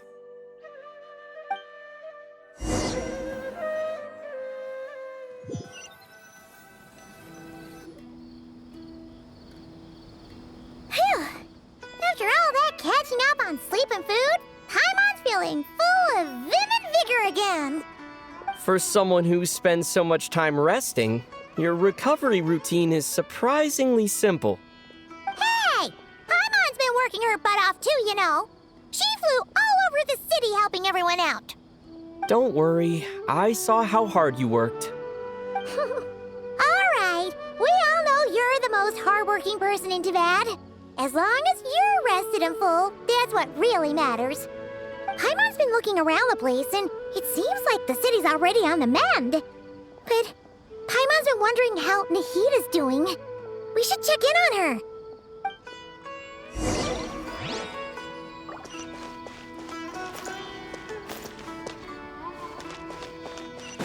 Try and stop me!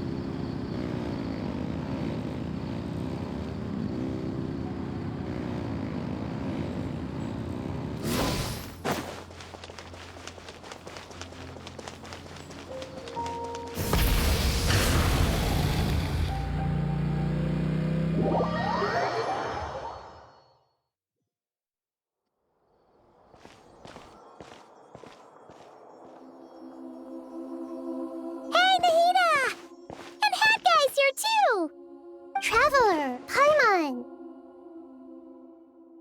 What's going on here? Nothing much. Nahida was just expressing concern for my physical and mental well-being. Oh, the Traveler told Paimon all about that. We've both been very worried about you. Are you feeling alright? You make it sound like I'm on the brink of some kind of breakdown. Truth is, I'm doing much better than you might imagine. If we can just get to the bottom of Dottoro's intentions, we can minimize his negative influence. That's the sort of thing I excel at. Just listen to that newfound optimism.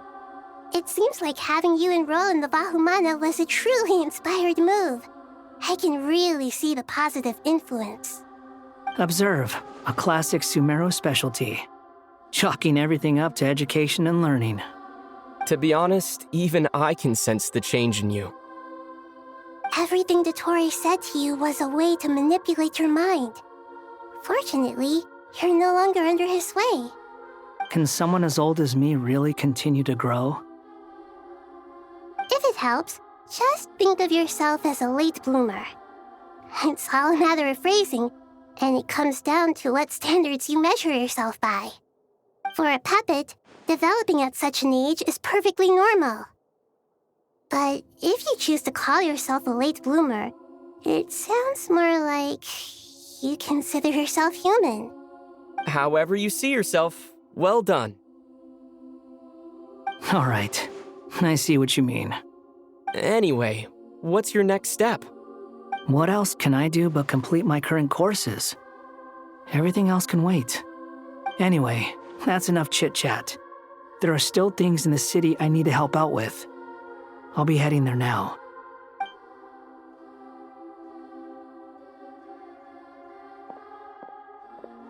I'm so happy that Hat Guy is doing better than we thought. But what about you, Nahida? How are you holding up? The pyronosis burned down the corrupted Irminsul. The flames blazed for 7 days and 7 nights before they finally subsided. All that was left were the parts underground.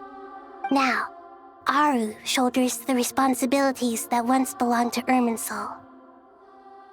The situation was contained before it got out of hand, so Tevat's most vital information has largely been preserved. Irminsul has a strong influence over you, doesn't it? How will you cope now that it's gone? There is no need to worry. Thanks to Nicole's extraordinary talents, my connection to Irminsul has been severed and transposed onto Aru. Angels can do things like that? They can. Such abilities are precisely what makes them so powerful. The goddess of flowers, Nabu Malikata, once claimed that she too could perform feats beyond the reach of mere mortals. In my eyes, much of what she went on to achieve reached such transcendent levels. Her and Nicole really are both fascinating and magnificent. So, does that mean your situation is stable now? Correct. Just imagine that Aru has become the new Irminsul, and the essence of my existence has been bound to it. The wisdom of Sumeru has ultimately converged into a single, unified entity. Should we ascribe this all to fate, or is it merely fortune? Whatever it is, the important thing is that you're okay, Nahida. Dendro Archon, Lesser Lord Kusanali. Oh, thank goodness you're here. Greetings, Traveler and Paimon. Sir Nevis, do you have something urgent to say? Yes, there's something I need to report. We've received a message from Snezhnaya.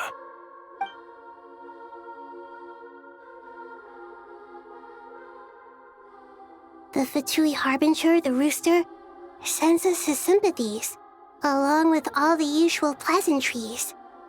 His stance is that, following the unrest in Nod-Krai, Dottore was subjected to internal censure.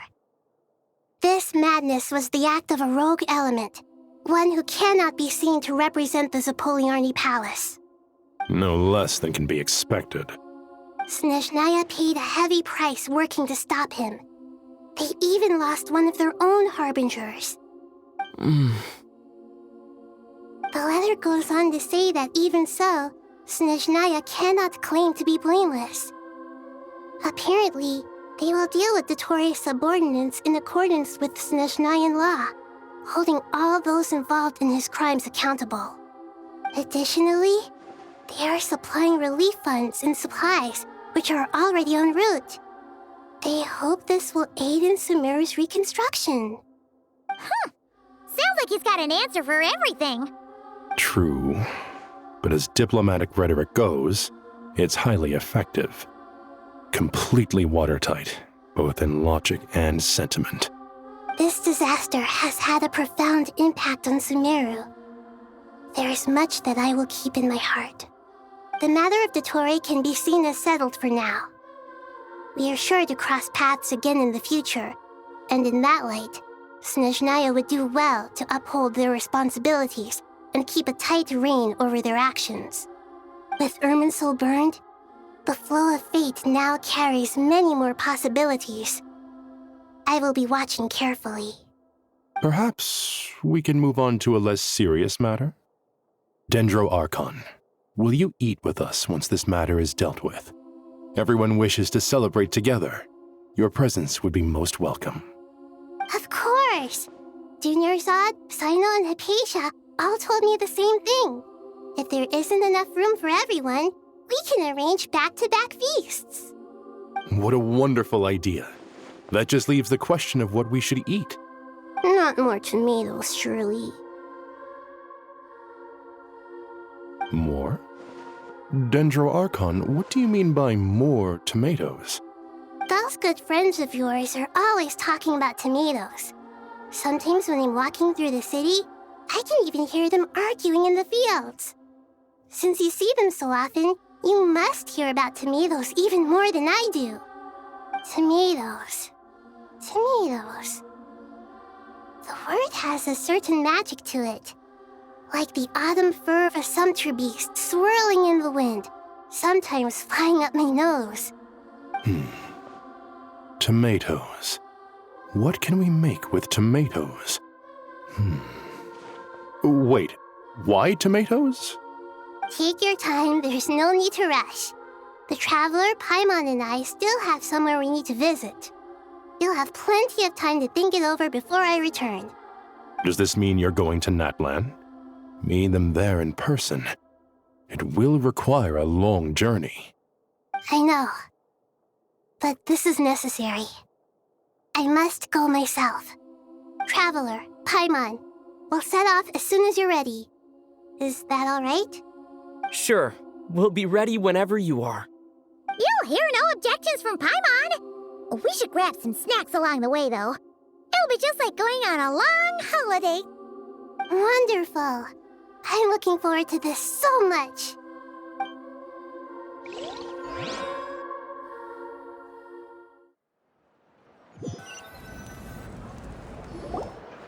Natlan is such a lively place. It's super cheerful and positive, too. I can see that. There are people outside exercising at all hours. Such a healthy way of life. You came. Welcome, welcome. You must be hungry from your journey. Would you like something to eat? Oh, thanks, but no thanks. We've been eating the whole way here. We had a mushroom platter, Sab's meat stew, butter braised chicken, Hadasara pudding. Paimon's positively stuffed. All right. No need for all that detail. I'm starting to get hungry myself. Maybe later then. We can wait till everyone's got an appetite, then I'll head out for a meal together. Sounds like a plan. Let's find somewhere to sit down.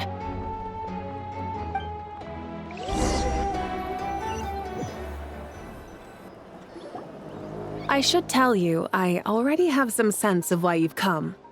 Why's that, Malika? To say thank you. Your senses are spot on. But on top of that, we also feel guilty. Because the pyronosis has vanished? I sensed its loss. Despite scouring through the remnants of Irminsul, we couldn't find any sign of the pyronosis. Not even any trace of it burning to ash. That's certainly unusual. Still, the potential fallout from Irminsul's loss is significant, to say the least. Perhaps the Pyronosis's disappearance is simply a knock-on effect of the impact it's had on a certain strand of fate. There's no need to feel guilty. We were clear that this time there was to be no returning, only giving. Pure and simple. Thank you really is a fascinating phrase. We use it to express gratitude for the smallest of things. Yet, when faced with a kindness too immense to describe, we use exactly the same words. It's not that we lack other means of expression. It's that when we truly need to express our feelings, the simplest and purest words are always the most powerful. You're right. In Natlan, we prefer simple expressions too. Companionship, friendship, support. They might not sound fancy, but the sentiment behind them is sincere. That's wonderful to hear. Sincere feelings are often a vehicle for the deepest wisdom of all. Irminsul's destruction doesn't seem to have done you much harm. I'm glad to see you're doing well. There's still a lot of work to do, but before we begin, we felt it was important to come here and speak with you. Partly to express our gratitude, but also because we felt that seeing you, in a sense, is like basking in warm sunlight. That's a nice way of putting it. I like that. To tell you the truth, though, I'm not a fan of somber meetings. So, since there's nothing more to say, why don't we go bask in some actual sunlight? The weather's beautiful today. What a great idea! Paimon's gonna lie back and soak up some rays.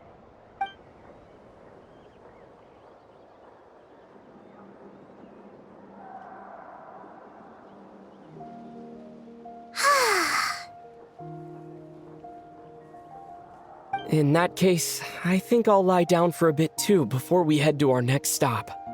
And where might that be? Mondstadt. Paimon and I are gonna head back there with Kale and the gang. Long ago, I sensed that the god remains inside Kale had come from the goddess of flowers, but I kept it a secret. Those remains weren't hurting Kale, not as she is now. They simply exist. Besides, I could sense a deep yearning within her. A yearning for an ordinary life. A yearning to hold on to the hard-won happiness she now enjoys. With someone like her, I have a responsibility to keep her secret. She should be ready to face the truth by now.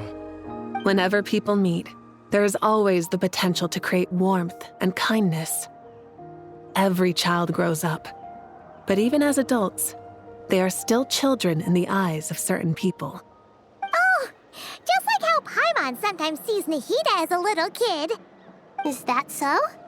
Well, anyone who's friends with a kid is probably a kid themselves. Of course! And there's nothing wrong with that.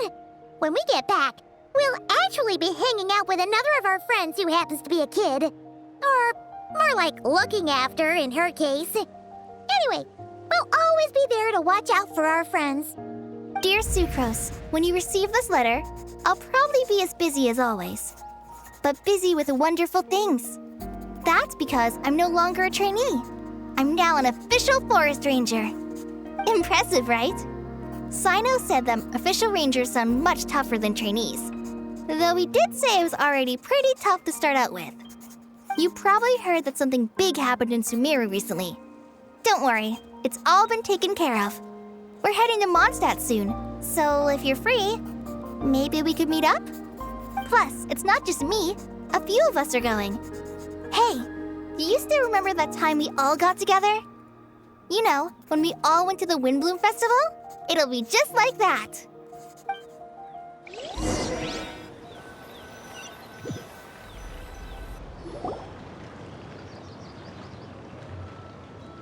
Dainari, is that... Don't you say it!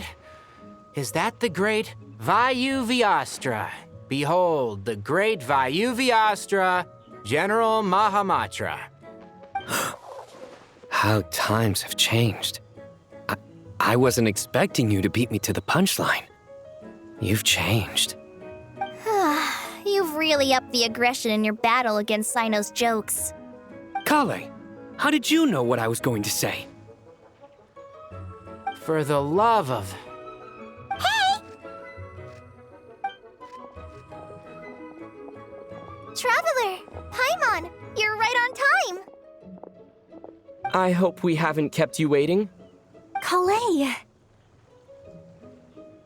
Sucrose! It's been so long! How have you been? I've been well. Everything's going great. What about you? Are you still busy? Not at the moment. Oh, right! That juicer you gave us works amazing! Farzan loves it! Seriously? That's wonderful. I don't suppose you drew up a detailed test report. Oh, what fruits did you use? How's the texture of the final product? Sucrose, you might want to try asking your questions one at a time. Albedo! Paimon didn't see you there! It's been a while since all of us were together like this. How about we follow the same plan as last time? Good idea, my friend. You never disappoint. So, what are your identities this time? Don't remind him. First things first. Allow me to introduce our very own official Forest Ranger Kale. The rest of us are simply her humble travel companions. This sounds like one of those mushy stories that gets people hooked on some corny, heartwarming premise. Oh, is our story not heartwarming? If I recall correctly, there was even a scene like this in King of Invocations.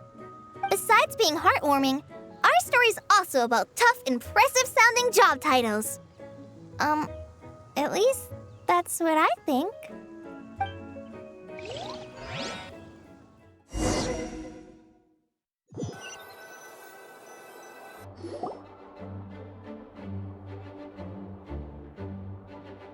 Oh, you're here already? I'm still giving Dodeko a little trim. I won't be a moment. A trim? Does Dodeko need haircuts too? Of course. It's important to know how to take loving care of the apples of your eye. All of these trivial matters get left to me. It's because I'm an angel, and angels are, in a way, the guardians of all Teyvat. Oh, right! Well, that's definitely an impressive-sounding job title. What are you writing? I'm just brainstorming some cool-sounding lines. Oh, write them on these card backs. Of course. Clearly, my lines are pretty amazing, wouldn't you say? Miss Nicole. Kale?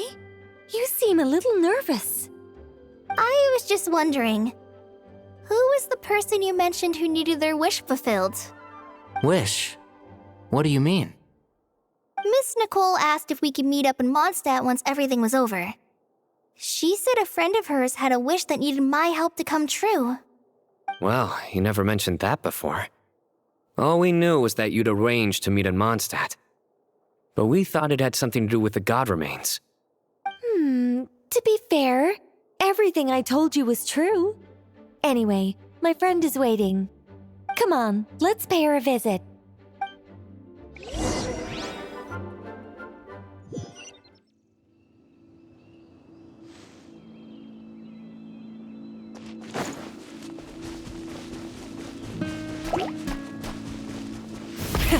Rev the engines! Huh? You're...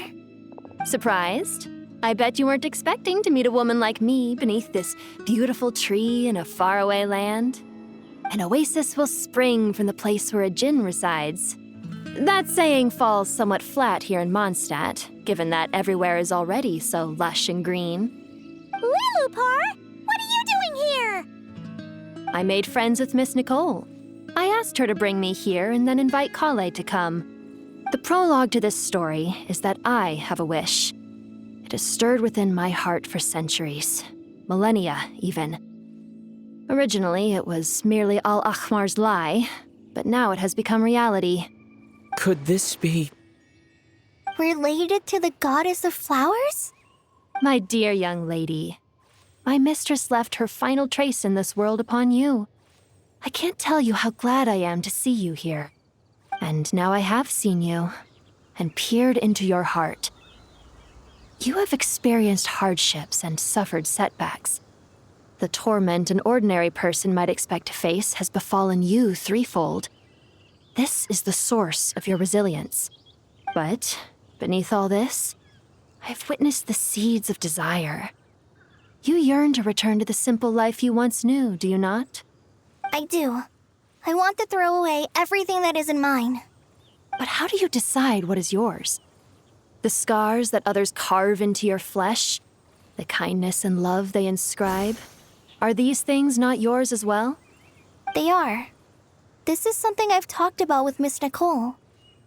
Miss Nicole said I should learn how to adjust my standards. I just want to live as an ordinary human. Anything beyond that isn't mine. Don't you want anything from the remains of the goddess of flowers? She gave me a revelation once. I think that's already more than enough. In the past, you would not have possessed such a rich heart. Your brief life has taught you to hold on to everything good, to home in on kindness. How fascinating. You're nothing like Nabu Malikata, and you're certainly not her. Of course not. I'm not some great and powerful being, Miss Lilopar. Yet I am a Jinn. We exist because of the Lord of Flowers. We revere and love her. My wish is to see her one last time, to give everything for her. Kale, can you do this for me? But her remains won't be easy to remove. Are you sure this is what you want? That's beside the point. First, I need to know. Are you willing to do something for the soul of this lonely, wandering woman? I'm willing. But look, you know nothing about me. Even if you have heard the stories about me, all you would know is that I was rightly punished for the many evil deeds I committed. Ah, so you do know.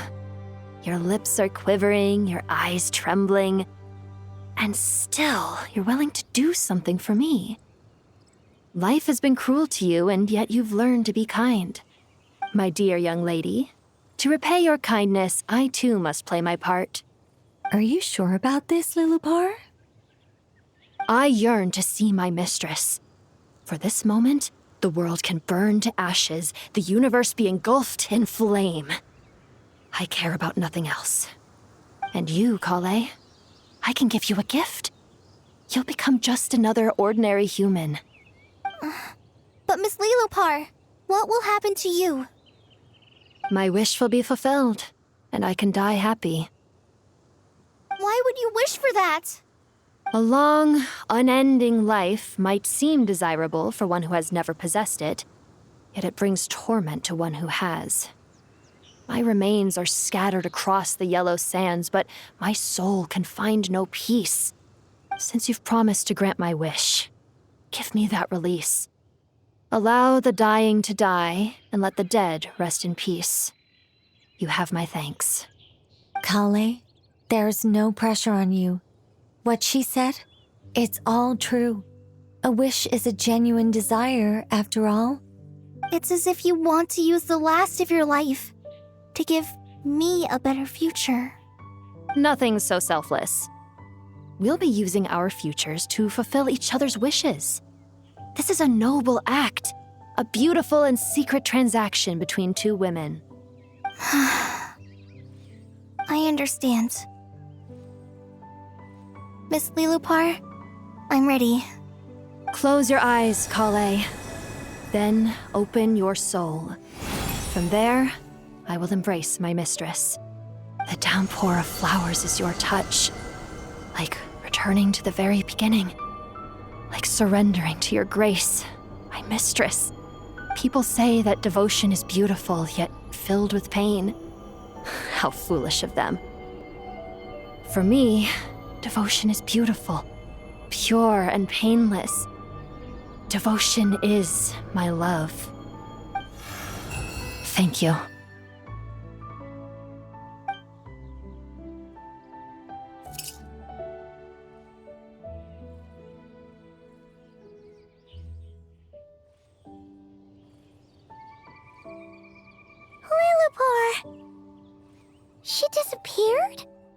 She left, carrying the blessing of flowers. Kale, are you alright? I'm fine. Now that the remains are gone, I don't actually feel any different at all. Those remains weren't hurting Kale. Not as she is now. They simply exist. Besides, I could sense a deep yearning within her. Kale must have already received what she was yearning for. I'm doing fine. I feel relaxed. There's really no need to worry. Then my wish has come true, too. To become ordinary?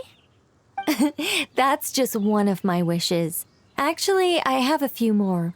For instance, I want to protect the people I meet and help them find happiness. That sort of thing. So between Miss Lilopar and me, you've fulfilled 2 wishes already, and protected 2 people. Wonderful, isn't it? Oh, I feel so fantastically happy. I guess that settles things here. So what's next? What do you want to do when we get back to town? Clay, look who I've brought to see you. Hey, Kale! I heard you guys were holding some kind of secret event. How come you started without me? Huh? Oh no, it's nothing like that. We were just saying goodbye to an old friend. Really? Who? Me. The old me. So that's what this is all about. Did you come all the way to Mondstadt for that? Because we knew the old you so we could witness the change? Exactly.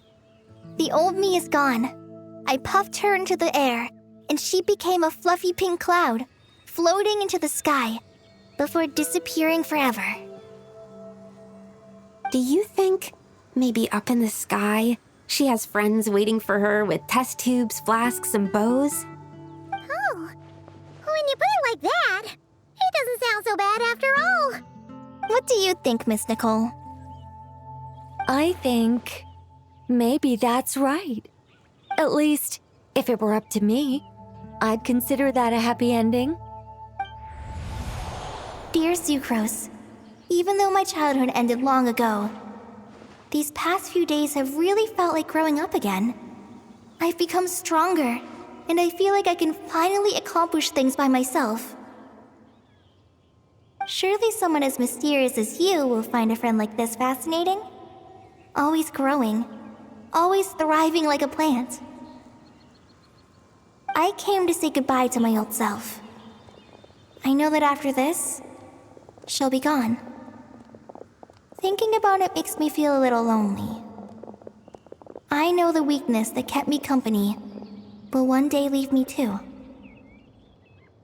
But somewhere in my heart, I feel a great sense of joy. It feels like I've always wanted to take this step, to walk towards the new me.